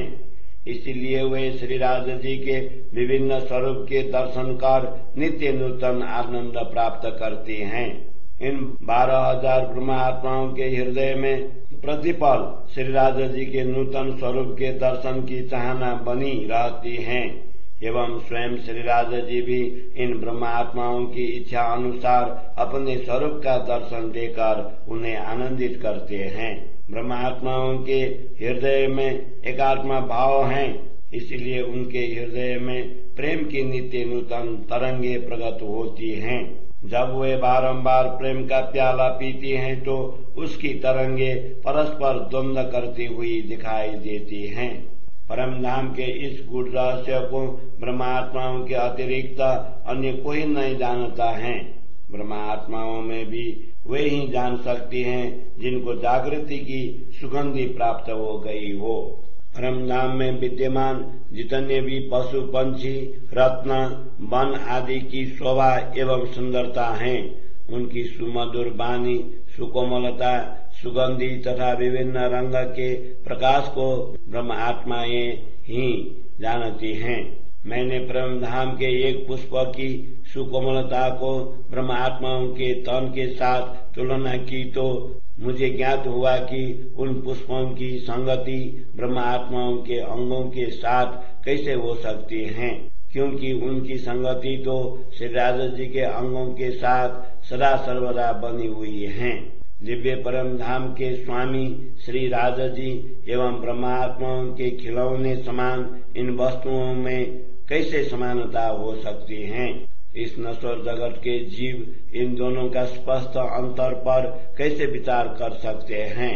इस प्रकार परम धाम के सामग्रियों का वर्णन किया गया है। इनको हृदय पूर्वक विचार करते हुए हृदयंगम करना चाहिए। ये सभी वस्तुएं ब्रह्म आत्माओं के लिए मात्र खिलौने ही है, इसीलिए ये कभी भी श्री राजा जी के समान नहीं हो सकते हैं। इसी प्रकार परम धाम के वस्तुओं के विषय में भी विचार किया जा सकता है, जिनके स्वामी स्वयं अक्षरातीत परमात्मा हैं। वस्तुतः परम धाम का मात्र एक कण भी इन 14 लोकों के अस्तित्व को नगण्य कर देता है। इस नश्वर जगत की मिथ्या भूमि में बैठकर मिथ्या बुद्धि एवं मिथ्या वाणी के द्वारा दिव्य परम धाम के शाश्वत वस्तुओं का निश्चय पूर्वक वर्णन कैसे हो सकता है। इस नश्वर जगत की बुद्धि में परम धाम की अखंड वस्तुएं ही समा नहीं पाती हैं, तो ब्रह्म आत्माओं का स्वरूप कैसे समा पाएगा। यदि हृदय पूर्वक विचार करने पर भी इतनी शुद्धि नहीं रहती तो हृदय में श्री राजा जी का स्वरूप कैसे अंकित हो सकेगा। परम धाम में ब्रह्म आत्माएं तथा उनके खिलौने के अंतर को देखो। तत्पश्चात श्री राजा जी, श्यामा जी तथा ब्रह्म आत्माओं के अद्वैत स्वरूप को भी देखो। परम धाम की सभी वस्तुएं अखंड हैं, जिनमें कण मात्र की भी कभी क्षति नहीं होती हैं, किंतु संसार में जितनी भी वस्तुएं हैं वे सभी निश्चय ही नश्वर हैं। परम धाम की सभी सामग्री कभी भी पुरानी नहीं होती हैं एवं उनके लेश मात्र भी क्षय नहीं होता है। इस पर भली भांति विचार कर लेना चाहिए। इसीलिए श्री राजा जी तथा दिव्य परम धाम को नित्य कहा है एवं इन 14 लोकों को अनित्य कहा है। अनित्य वस्तुएं कैसे नित्य का वर्णन कर सकती हैं। अतएव शब्दों के द्वारा अखंड परम धाम का वर्णन नहीं हो सकता है। परम धाम की सभी वस्तुओं में तेजोमयता, प्रेम तथा मधुर वाणी है। उनमें श्री राजा जी की इच्छा अनुसार सुगंधि भी परिपूर्ण है। वहाँ पर कभी भी क्षति निकट नहीं आ सकती है। रसूल मोहम्मद ने अक्षर ब्रह्म नूर एवं अक्षरातीत पर ब्रह्म नूर तजला के 2 दिव्य धामों अक्षर धाम तथा परम धाम का उल्लेख किया है। इन दोनों स्वरूपों को अलग अलग बताया है। सदगुरु श्री देवचंद्र जी ने प्रगट होकर इनकी पूर्व पहचान करवाई है। श्री राजा जी के तेजोमय स्वरूप में कमनीयता, कोमलता, तेजस्विता, सुंदरता तथा वचन माधुर्य है। इतना ही नहीं, उनका अप्रतिम सौंदर्य, सुगंध तथा प्रेम से परिपूर्ण है। उसी प्रकार का दिव्य स्वरूप अक्षर ब्रह्म का है एवं श्यामा जी तथा ब्रह्म आत्माओं का स्वरूप भी उसी प्रकार का है। उनमें परस्पर एकात्मा भाव है। निश्चय ही ये सभी प्रेम से परिपूर्ण है। युगल किशोर श्री राजा श्यामा जी दोनों का स्वरूप अत्यंत मनमोहक है। उनके गौर वर्ण के सुंदर मुखारविंद पर लालित्य एवं कोमलता का भाव स्पष्ट रूप में व्यक्त होता है। इसी प्रकार ब्रह्मात्माओं के मूल तन पर आत्मा का स्वरूप भी अति दिव्य है। हे ब्रह्मात्माओं, तारतम ज्ञान के द्वारा विवेक पूर्वक चिंतन कर अपने मूल स्वरूप को देखो। श्री राजा जी के अत्यंत स्वभावयुक्त मुदित मन तथा प्रसन्न हृदय की महिमा को शब्दों की सीमा में बांधा नहीं जा सकता है। उनके गौर वर्ण तथा बुद्धि चातुर्य को किस प्रकार अलंकृत किया जाए। इस प्रकार कृपा सागर पूर्ण ब्रह्म परमात्मा की दिव्य शोभा शब्दों के द्वारा व्यक्त नहीं हो सकती। श्री राजा जी का दिव्य स्वरूप जैसा तेजोमय है, उसी प्रकार उनके वस्त्र तथा आभूषण भी दिव्यमान हैं। ये वस्त्र तथा आभूषण श्री राजा जी के दिव्य स्वरूप को अत्यंत सुशोभित करते हैं। जीवा के द्वारा इनका वर्णन नहीं हो सकता है। मुझे बारंबार इच्छा होती है कि इस संबंध में कुछ उदाहरण देकर ब्रह्मात्माओं को समझाऊं। इस जगत की विशेषताओं को देखकर परम धाम की सुंदरता के साथ उसकी तुलना करूं, किंतु नश्वर जीवा के द्वारा श्री राजा जी के दिव्य अंगों का वर्णन कैसे करूं? मेरी बुद्धि बार बार यही कहती है कि मैं इन अखंड अंगों का वर्णन कैसे करूं। यहाँ पर नश्वर जगत का उदाहरण लेकर श्री राजा जी के दिव्य स्वरूप तथा वर्ण का वर्णन कैसे करें, क्योंकि यह वाणी ही नश्वर जगत की है और श्री राजा जी के अंग साक्षात अखंड परम धाम के हैं। श्री राजा जी के दिव्य स्वरूप का वर्णन करते हुए यदि उनके रूप रंग को गौर वर्ण लालिमा युक्त आदि शब्दों का प्रयोग करते हुए उनके दिव्य आलोक ज्योतिर्मयी आभा तथा प्रखर प्रकाश आदि का वर्णन भी करें तो भी ये सारे शब्द इसी ब्रह्मांड के होने के कारण सार्थक नहीं लगते हैं, क्योंकि ये सभी शब्द ब्रह्म धाम के एक कण मात्र से ही विलीन हो जाते हैं।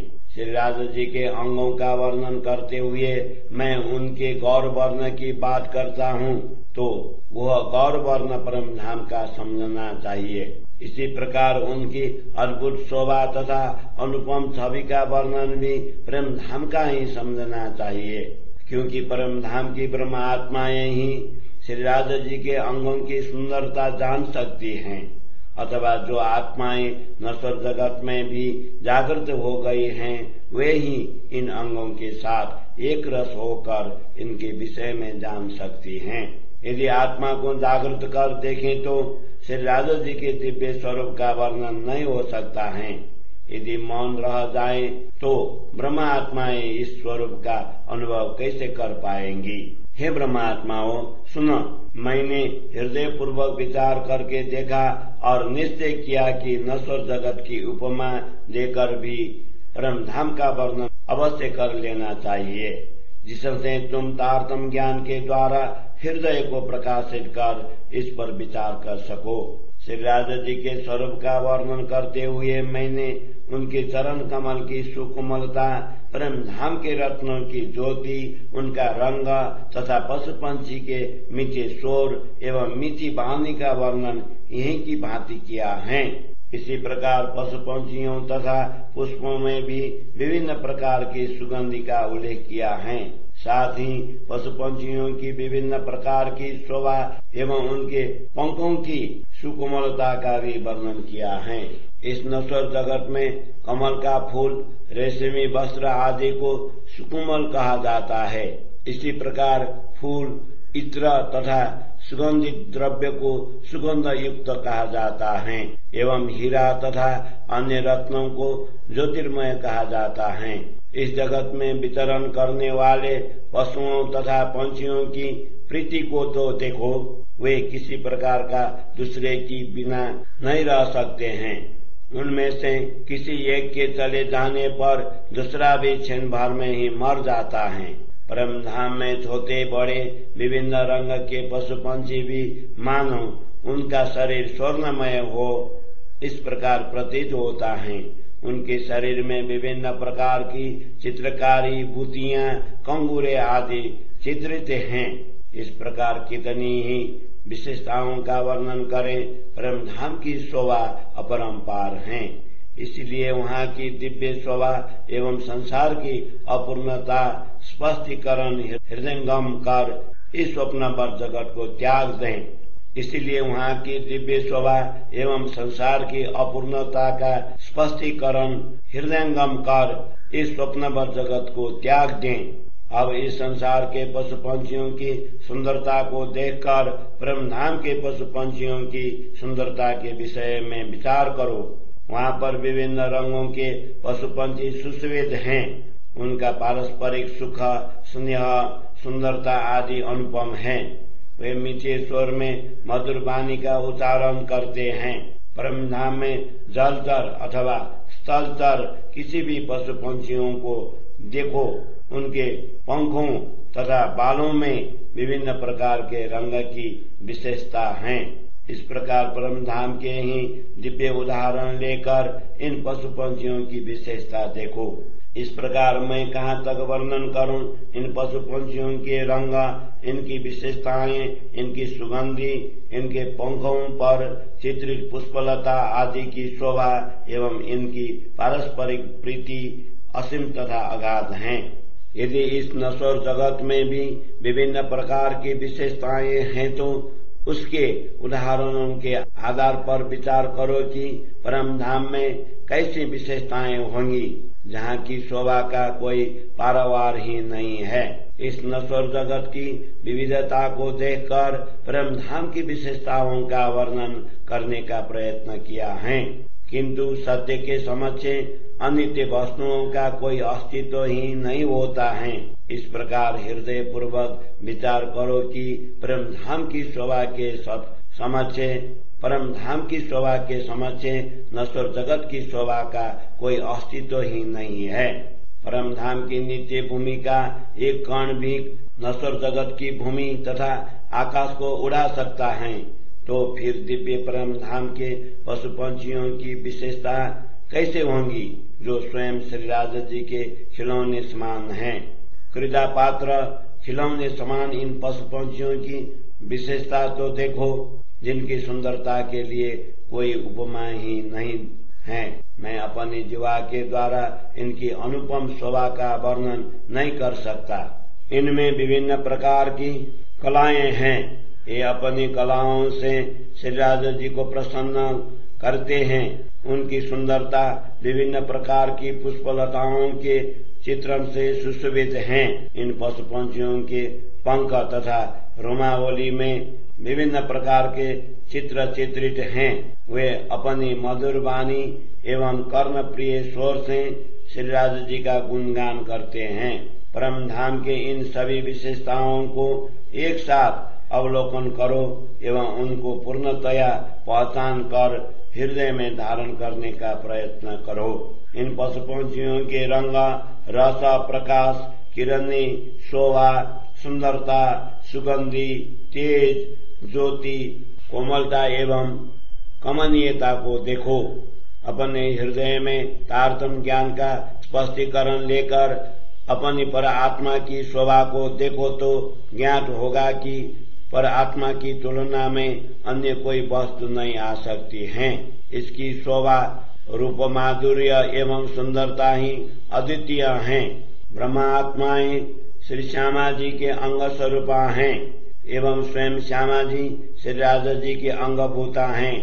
उनकी तुलना इस नश्वर खेल के स्वामी त्रिदेवों के साथ कैसे की जा सकती है। ब्रह्मा आत्माएं ही तारतम्य ज्ञान के द्वारा यह अंतर समझ सकती हैं। ब्रह्मा आत्माओं की महिमा इतनी अधिक बताई गई है कि जिनकी सुरता ने धारण किए हुए नश्वर शरीर के हृदय को भी श्री राजा जी ने परम धाम की संज्ञा दी है। इस स्वप्नवत जगत में भी श्री राजा जी इस प्रकार इनके साथ रहे हैं।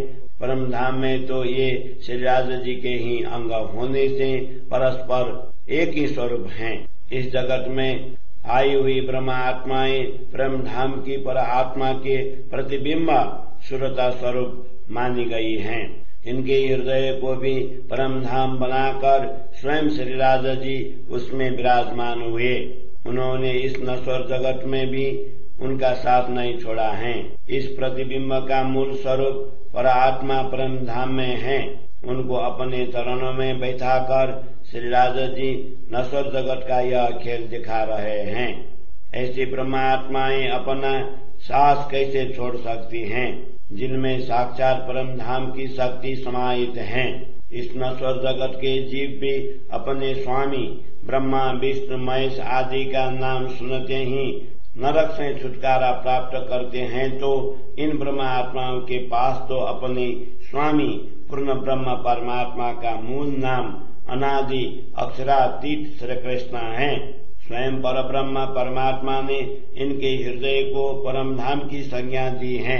कुरान आदि धर्म ग्रंथ भी इन्हीं ब्रह्म आत्माओं की साक्षी के लिए हैं। स्वयं अक्षरातीत श्री कृष्ण ने प्रकट होकर इन ऊर्ध्वस्थ ऊपर का होठ एवं अधरस्थ दोनों मिलकर श्री राधा जी के मुखारविंद की शोभा बढ़ाते हैं। इन दोनों के मध्य लालिमा युक्त रेखा सुशोभित है, जिसे देखकर आत्मा को अपार सुख प्राप्त होता है। अधरस्थ के नीचे की गहराई में भी मुखारविंद के ऊपर की भांति 3 कोण सुशोभित हैं। गौर वर्ण के मुखमंडल के मध्य बिंदी के समान सुशोभित अधरस्थ के नीचे का यह कोण अत्यंत शोभायुक्त है। इस प्रकार श्री राधा जी के मुखारविंद की शोभा ब्रह्म आत्माएं ही जानती हैं। इन वस्तुओं के नीचे गौर वर्ण का चिबुक इस प्रकार सुशोभित है, मानो वह सदा मंद मंद मुस्कान करता हो। परम धाम की आत्माएं ही इस दिव्य शोभा को जानती हैं, जिनके हृदय में स्वयं श्री राधा जी विराजमान हैं।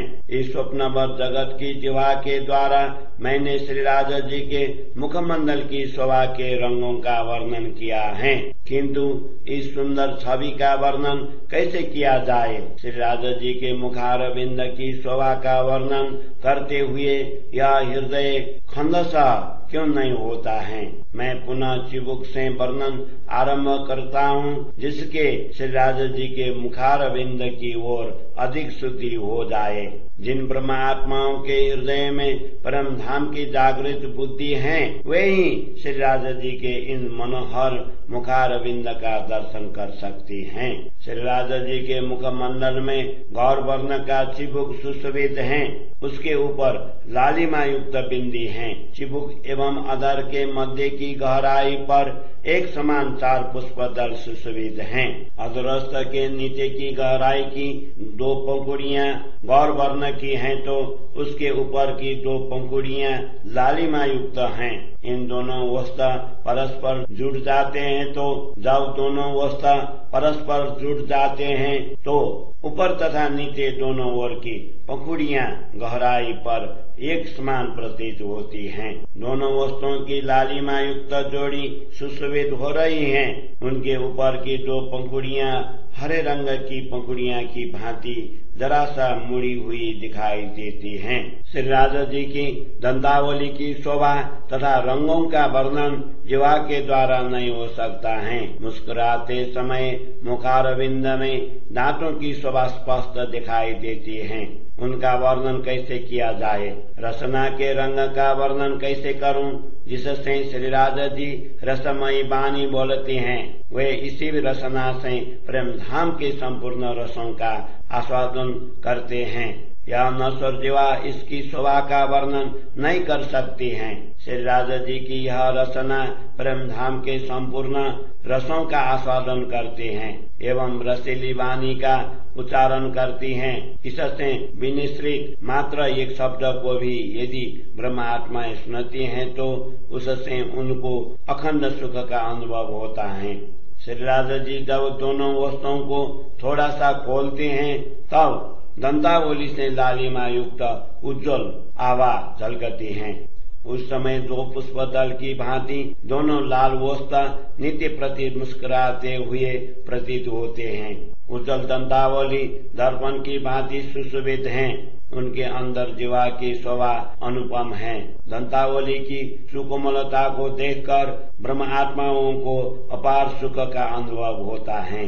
दंतावली का रंग कभी उज्जवल दिखाई देता है, तो कभी लालिमा युक्त सुशोभित है। इस प्रकार दंतावली की दोनों स्वभावों के मध्य ऐनक चश्मा की भांति तेजोमयी आभा सुशोभित होती हैं। श्री राधा जी के मुखारविंद में दोनों वस्तुओं के मध्य की रेखा में दोनों ओर 3-3 कताव दिखाई देते हैं। ऊर्ध्व वस्त्र के ऊपर का भाग पुष्पदल की भांति सुंदर शोभा युक्त है। उससे ऊपर की ओर चढ़ती हुई तिरछी रेखा अत्यंत शोभा युक्त है। नासिका के नीचे सुशोभित छिद्र का आकार एवं रंग लाल सिगाड़े की भांति हैं। इसके नीचे के भाग में 2 कोण एवं ऊपरी भाग में 1 कोण है।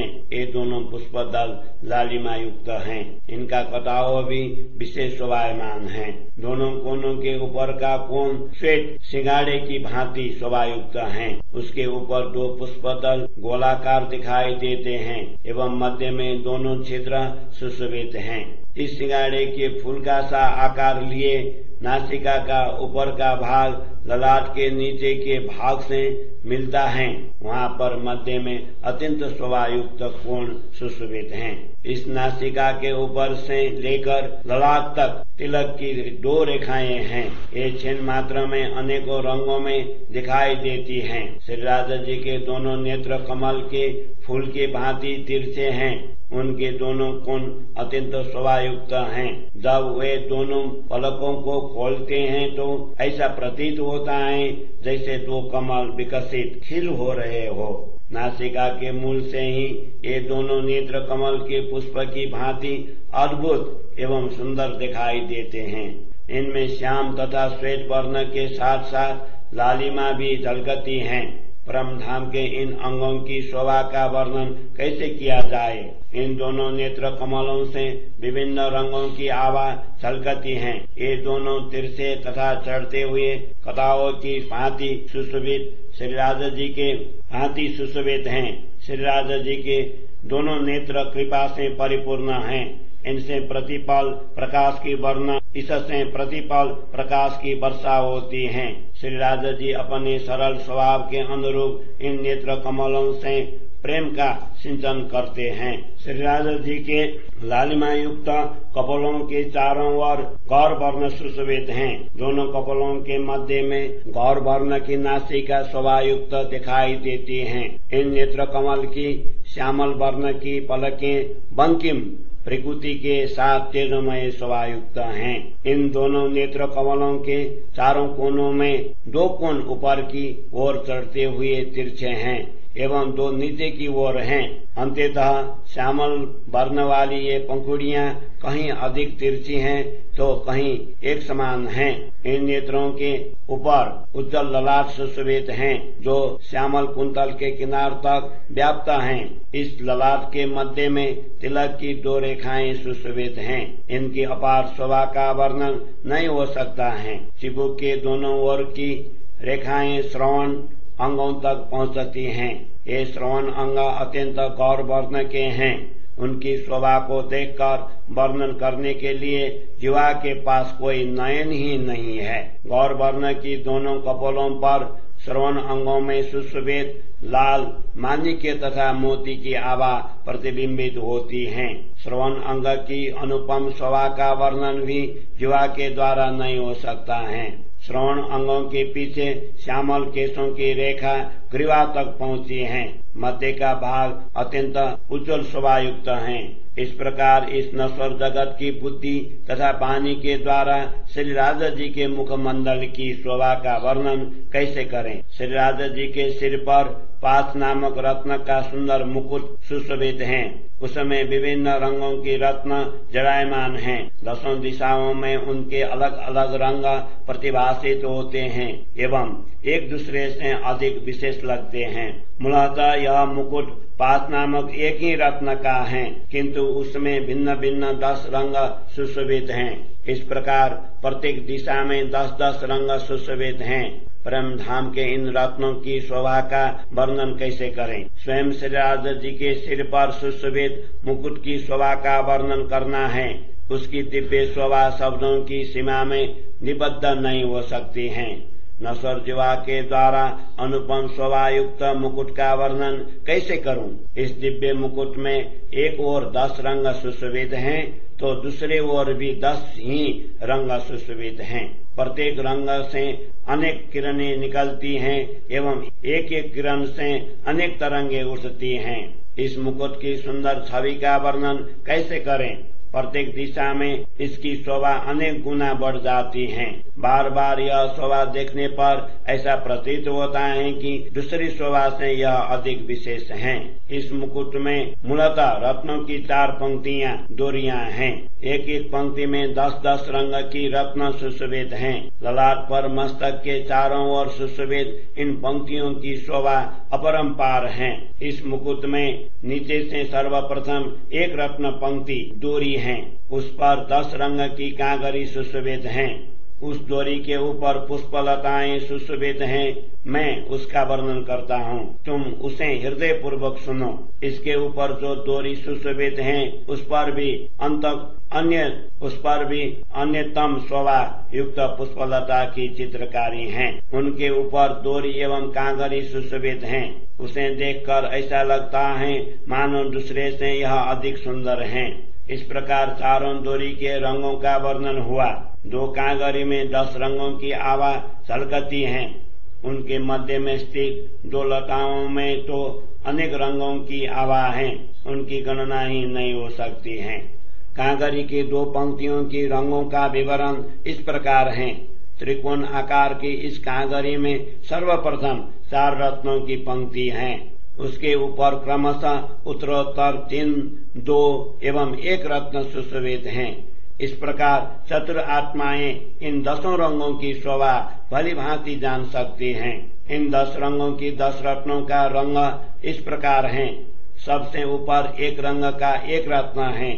उसके नीचे 2 रंगों की 2 रत्न है। उसके नीचे 3 रंगों के 3 रत्न है एवं उसके नीचे 4 रंग के 4 रत्न हैं। इस प्रकार इस मुकुट में 4 डोरी, 2 कांगरी तथा 2 बेल सुशोभित हैं। उनकी दोनों बेलियों में अनेक रंगों की चित्रकारी है, जिसकी गणना नहीं हो सकती है। इस मुकुट के ऊपरी भाग में चारों ओर विभिन्न प्रकार के पुष्प तथा कटाव चित्रित हैं एवं साथ में विभिन्न प्रकार की भूतियां भी चित्रित हैं। पुनः उनके ऊपर चारों ओर सुंदर कांगरी सुशोभित हैं। उनके ऊपर सुंदर टोपी बनी हुई है। उसके ऊपर उत्तरोत्तर चढ़ता हुआ कोण सुशोभित है। कोण के नीचे विभिन्न रंगों के रत्नों की चित्रकारी है। इस कोण पर विशेष प्रकार का फूल बना हुआ है। उसके ऊपर 3 कोण सुशोभित हैं। उनमें 2 कोण दोनों ओर हैं एवं 1 मध्य में है। तीनों कोणों में 10-10 रत्न सुशोभित हैं। ब्रह्मात्माएं ही इसका विवेक पूर्वक वर्णन करती हैं। इन 10 रत्नों में माणिक्य, मोती, पन्ना, नीलमणि, गोमादिक, पात, पुखराज, हीरा, वैदुर्य मणि, लहसुनिया तथा मध्य में मणि शोभायमान हैं। उन तीनों कोणों में चारों ओर 10 रंगों के रत्न जड़े हुए हैं, जिससे चारों ओर 3 फूल जैसी शोभा दिखाई देती है। नीचे धंधे में अनेक रंगों के रत्न जड़ायमान हैं। इस प्रकार इस अद्वितीय शोभा को देखकर अति प्रसन्नता होती है। यह अद्वितीय मुकुट इतना सुंदर है कि 10 दिशाओं में कहीं से भी देखने पर मन की इच्छा अनुसार वह सुंदर दिखाई देता है। इसका कोई उदाहरण न होने से इस जीवा के द्वारा इसका वर्णन कैसे करूं। जिन ब्रह्मात्माओं के हृदय में जिस प्रकार का भाव प्रकट होता है, उसी के अनुरूप यह मुकुट सुशोभित होता है। इसलिए ब्रह्मात्माएं पल मात्र में ही इसमें अलग अलग प्रकार के अनेकों रंगों का दर्शन करती हैं। यह मुकुट इस प्रकार है कि ऊर्ध्वस्थ ऊपर का होठ एवं अधरस्थ दोनों मिलकर श्री राजा जी के मुखारविंद की शोभा बढ़ाते हैं। इन दोनों के मध्य लालिमा युक्त रेखा सुशोभित है, जिसे देखकर आत्मा को अपार सुख प्राप्त होता है। अधरस्थ के नीचे की गहराई में भी मुखारविंद के ऊपर की भांति 3 कोण सुशोभित हैं। गौर वर्ण के मुखमंडल के मध्य बिंदी के समान सुशोभित अधरस्थ के नीचे का यह कोण अत्यंत शोभायुक्त है। इस प्रकार श्री राजा जी के मुखारविंद की शोभा ब्रह्म आत्माएं ही जानती हैं। इन वस्तुओं के नीचे गौर वर्ण का चिबुक इस प्रकार सुशोभित है, मानो वह सदा मंद मंद मुस्कान करता हो। परम धाम की आत्माएं ही इस दिव्य शोभा को जानती हैं, जिनके हृदय में स्वयं श्री राजा जी विराजमान हैं। इस स्वप्नवत जगत की जीवा के द्वारा मैंने श्री राजा जी के मुखमंडल की शोभा के रंगों का वर्णन किया है, किंतु इस सुंदर छवि का वर्णन कैसे किया जाए। श्री राजा जी के मुखारविंद की शोभा का वर्णन करते हुए यह हृदय खंडसा क्यों नहीं होता है। मैं पुनः चिबुक से वर्णन आरंभ करता हूँ, जिसके श्री राजा जी के मुखारविंद की ओर अधिक शुद्धि हो जाए।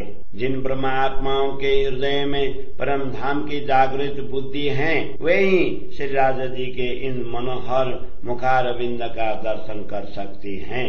श्री राजा जी के मुखमंडल में गौर वर्ण का चिबुक सुशोभित है, उसके ऊपर लालिमा युक्त बिंदी है। चिबुक एवं अधर के मध्य की गहराई पर एक समान 4 पुष्पदल सुशोभित हैं। अधरस्थ के नीचे की गहराई की 2 पंखुड़ियां गौर वर्ण की हैं, तो उसके ऊपर की 2 पंखुड़ियां लालिमा युक्त हैं।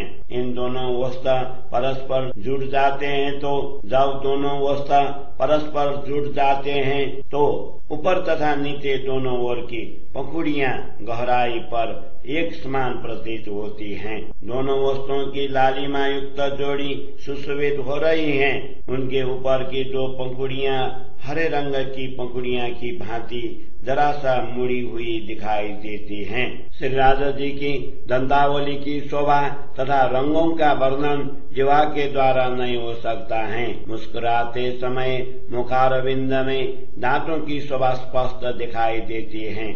उनका वर्णन कैसे किया जाए। रसना के रंग का वर्णन कैसे करूं, जिससे श्री राजा जी रसमयी वाणी बोलती हैं। वे इसी रसना से प्रेम धाम के संपूर्ण रसों का आस्वादन करते हैं। यह नश्वर जीवा इसकी शोभा का वर्णन नहीं कर सकती हैं। श्री राजा जी की यह रसना प्रेम धाम के संपूर्ण रसों का आस्वादन करते हैं एवं रसीली वाणी का उच्चारण करती हैं। इससे विनिश्रित मात्र एक शब्द को भी यदि ब्रह्म आत्माएं सुनती हैं, तो उससे उनको अखंड सुख का अनुभव होता है।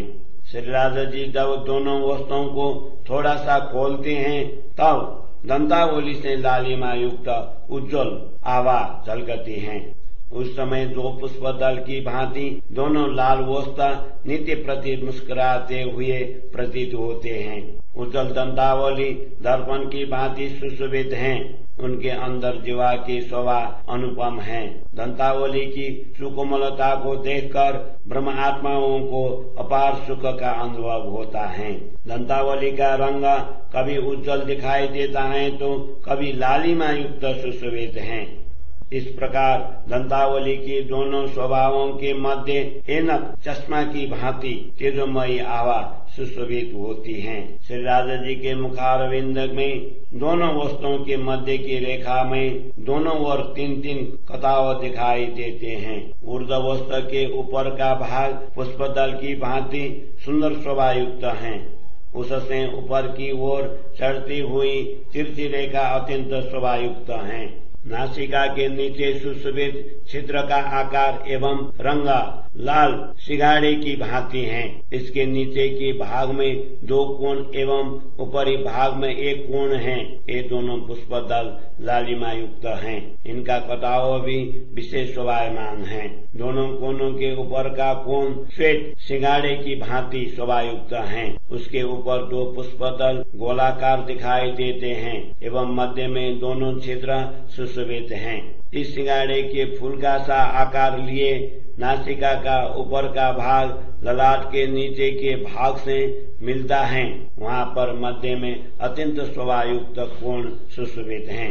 इस नासिका के ऊपर से लेकर ललाट तक तिलक की 2 रेखाएं हैं। ये क्षण मात्र में अनेकों रंगों में दिखाई देती हैं। श्री राजा जी के दोनों नेत्र कमल के फूल के भांति तिरछे हैं।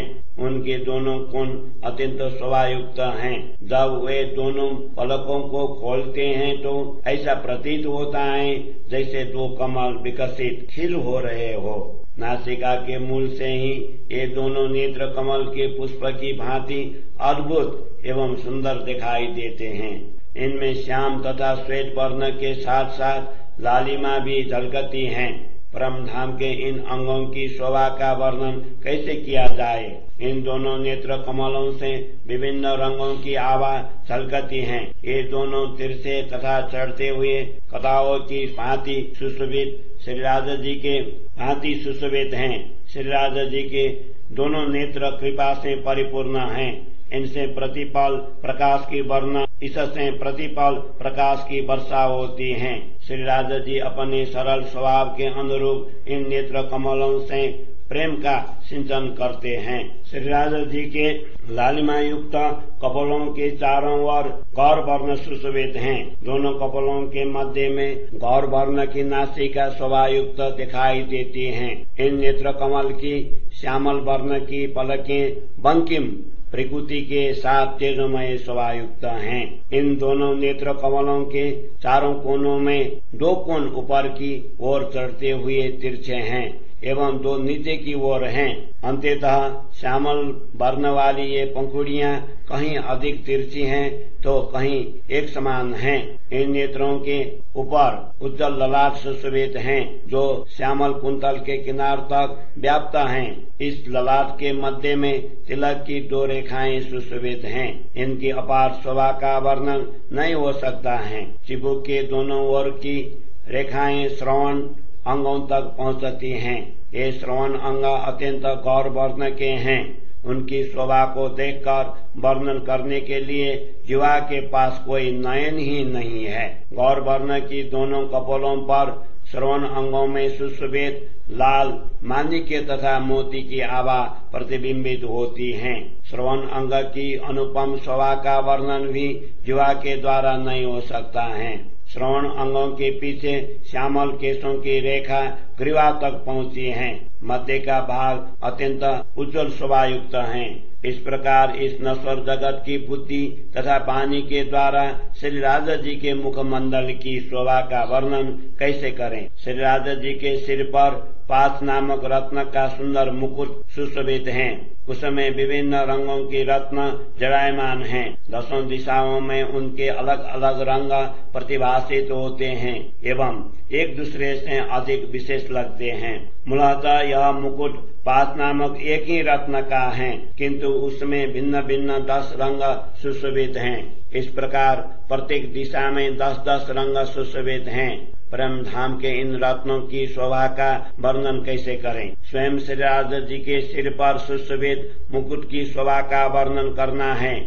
उसकी दिव्य शोभा शब्दों की सीमा में निबद्ध नहीं हो सकती है। नश्वर जीवा के द्वारा अनुपम शोभा युक्त मुकुट का वर्णन कैसे करूं। इस दिव्य मुकुट में एक ओर 10 रंग सुशोभित हैं तो दूसरे ओर भी 10 ही रंग सुशोभित हैं। प्रत्येक रंग से अनेक किरणें निकलती हैं एवं एक एक किरण से अनेक तरंगे उठती हैं। इस मुकुट की सुंदर छवि का वर्णन कैसे करें। प्रत्येक दिशा में इसकी शोभा अनेक गुना बढ़ जाती है। बार बार यह शोभा देखने पर ऐसा प्रतीत होता है कि दूसरी शोभा से यह अधिक विशेष है। इस मुकुट में मूलतः रत्नों की 4 पंक्तियां डोरियां हैं। एक एक पंक्ति में 10-10 रंग की रत्न सुशोभित हैं। ललाट पर मस्तक के चारों ओर सुशोभित इन पंक्तियों की शोभा अपरंपार है। इस मुकुट में नीचे से सर्वप्रथम एक रत्न पंक्ति डोरी है। उस पर 10 रंग की कांगरी सुशोभित हैं।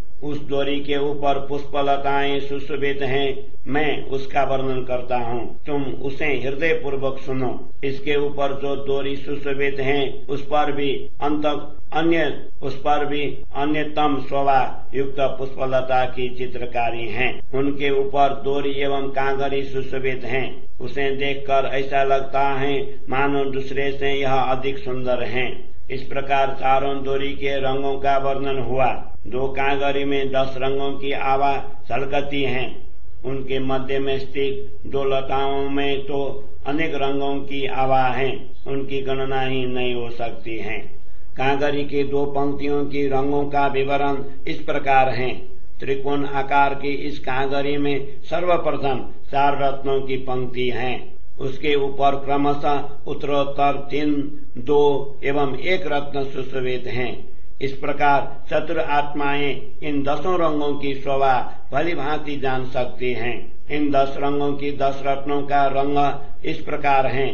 सबसे ऊपर 1 रंग का 1 रत्न है, उसके नीचे 2 रंगों की 2 रत्न हैं, उसके नीचे 3 रंगों के 3 रत्न हैं एवं उसके नीचे 4 रंग के 4 रत्न हैं। इस प्रकार इस मुकुट में 4 डोरी, 2 कांगरी तथा 2 बेल सुशोभित हैं। उनकी दोनों बेलियों में अनेक रंगों की चित्रकारी है, जिसकी गणना नहीं हो सकती है। इस मुकुट के ऊपरी भाग में चारों ओर विभिन्न प्रकार के पुष्प तथा कटाव चित्रित हैं एवं साथ में विभिन्न प्रकार की भूतियां भी चित्रित हैं। पुनः उनके ऊपर चारों ओर सुंदर कांगरी सुशोभित हैं। उनके ऊपर सुंदर टोपी बनी हुई है। उसके ऊपर उत्तरोत्तर चढ़ता हुआ कोण सुशोभित हैं। कोण के नीचे विभिन्न रंगों के रत्नों की चित्रकारी है। इस कोण पर विशेष प्रकार का फूल बना हुआ है। उसके ऊपर 3 कोण सुशोभित हैं। उनमें 2 कोण दोनों ओर हैं एवं 1 मध्य में है। तीनों कोणों में 10-10 रत्न सुशोभित हैं। ब्रह्मात्माएं ही इसका विवेक पूर्वक वर्णन करती हैं। इन 10 रत्नों में माणिक्य, मोती, पन्ना, नीलमणि, गोमादिक, पात, पुखराज, हीरा, वैदुर्य मणि, लासुनिया तथा मध्य में मणि शोभायमान हैं। उन तीनों कोणों में चारों ओर 10 रंगों के रत्न जड़े हुए हैं, जिससे चारों ओर 3 फूल जैसी शोभा दिखाई देती है। नीचे डंडे में अनेक रंगों के रत्न जड़ायमान हैं। इस प्रकार इस अद्वितीय शोभा को देखकर अति प्रसन्नता होती है। यह अद्वितीय मुकुट इतना सुंदर है कि 10 दिशाओं में कहीं से भी देखने पर मन की इच्छा अनुसार वह सुंदर दिखाई देता है। इसका कोई उदाहरण न होने से इस जीवा के द्वारा इसका वर्णन कैसे करूं। जिन ब्रह्मात्माओं के हृदय में जिस प्रकार का भाव प्रकट होता है, उसी के अनुरूप यह मुकुट सुशोभित होता है। इसलिए ब्रह्मात्माएं परमात्र में ही इसमें अलग अलग प्रकार के अनेकों रंगों का दर्शन करती हैं। यह मुकुट इस प्रकार है कि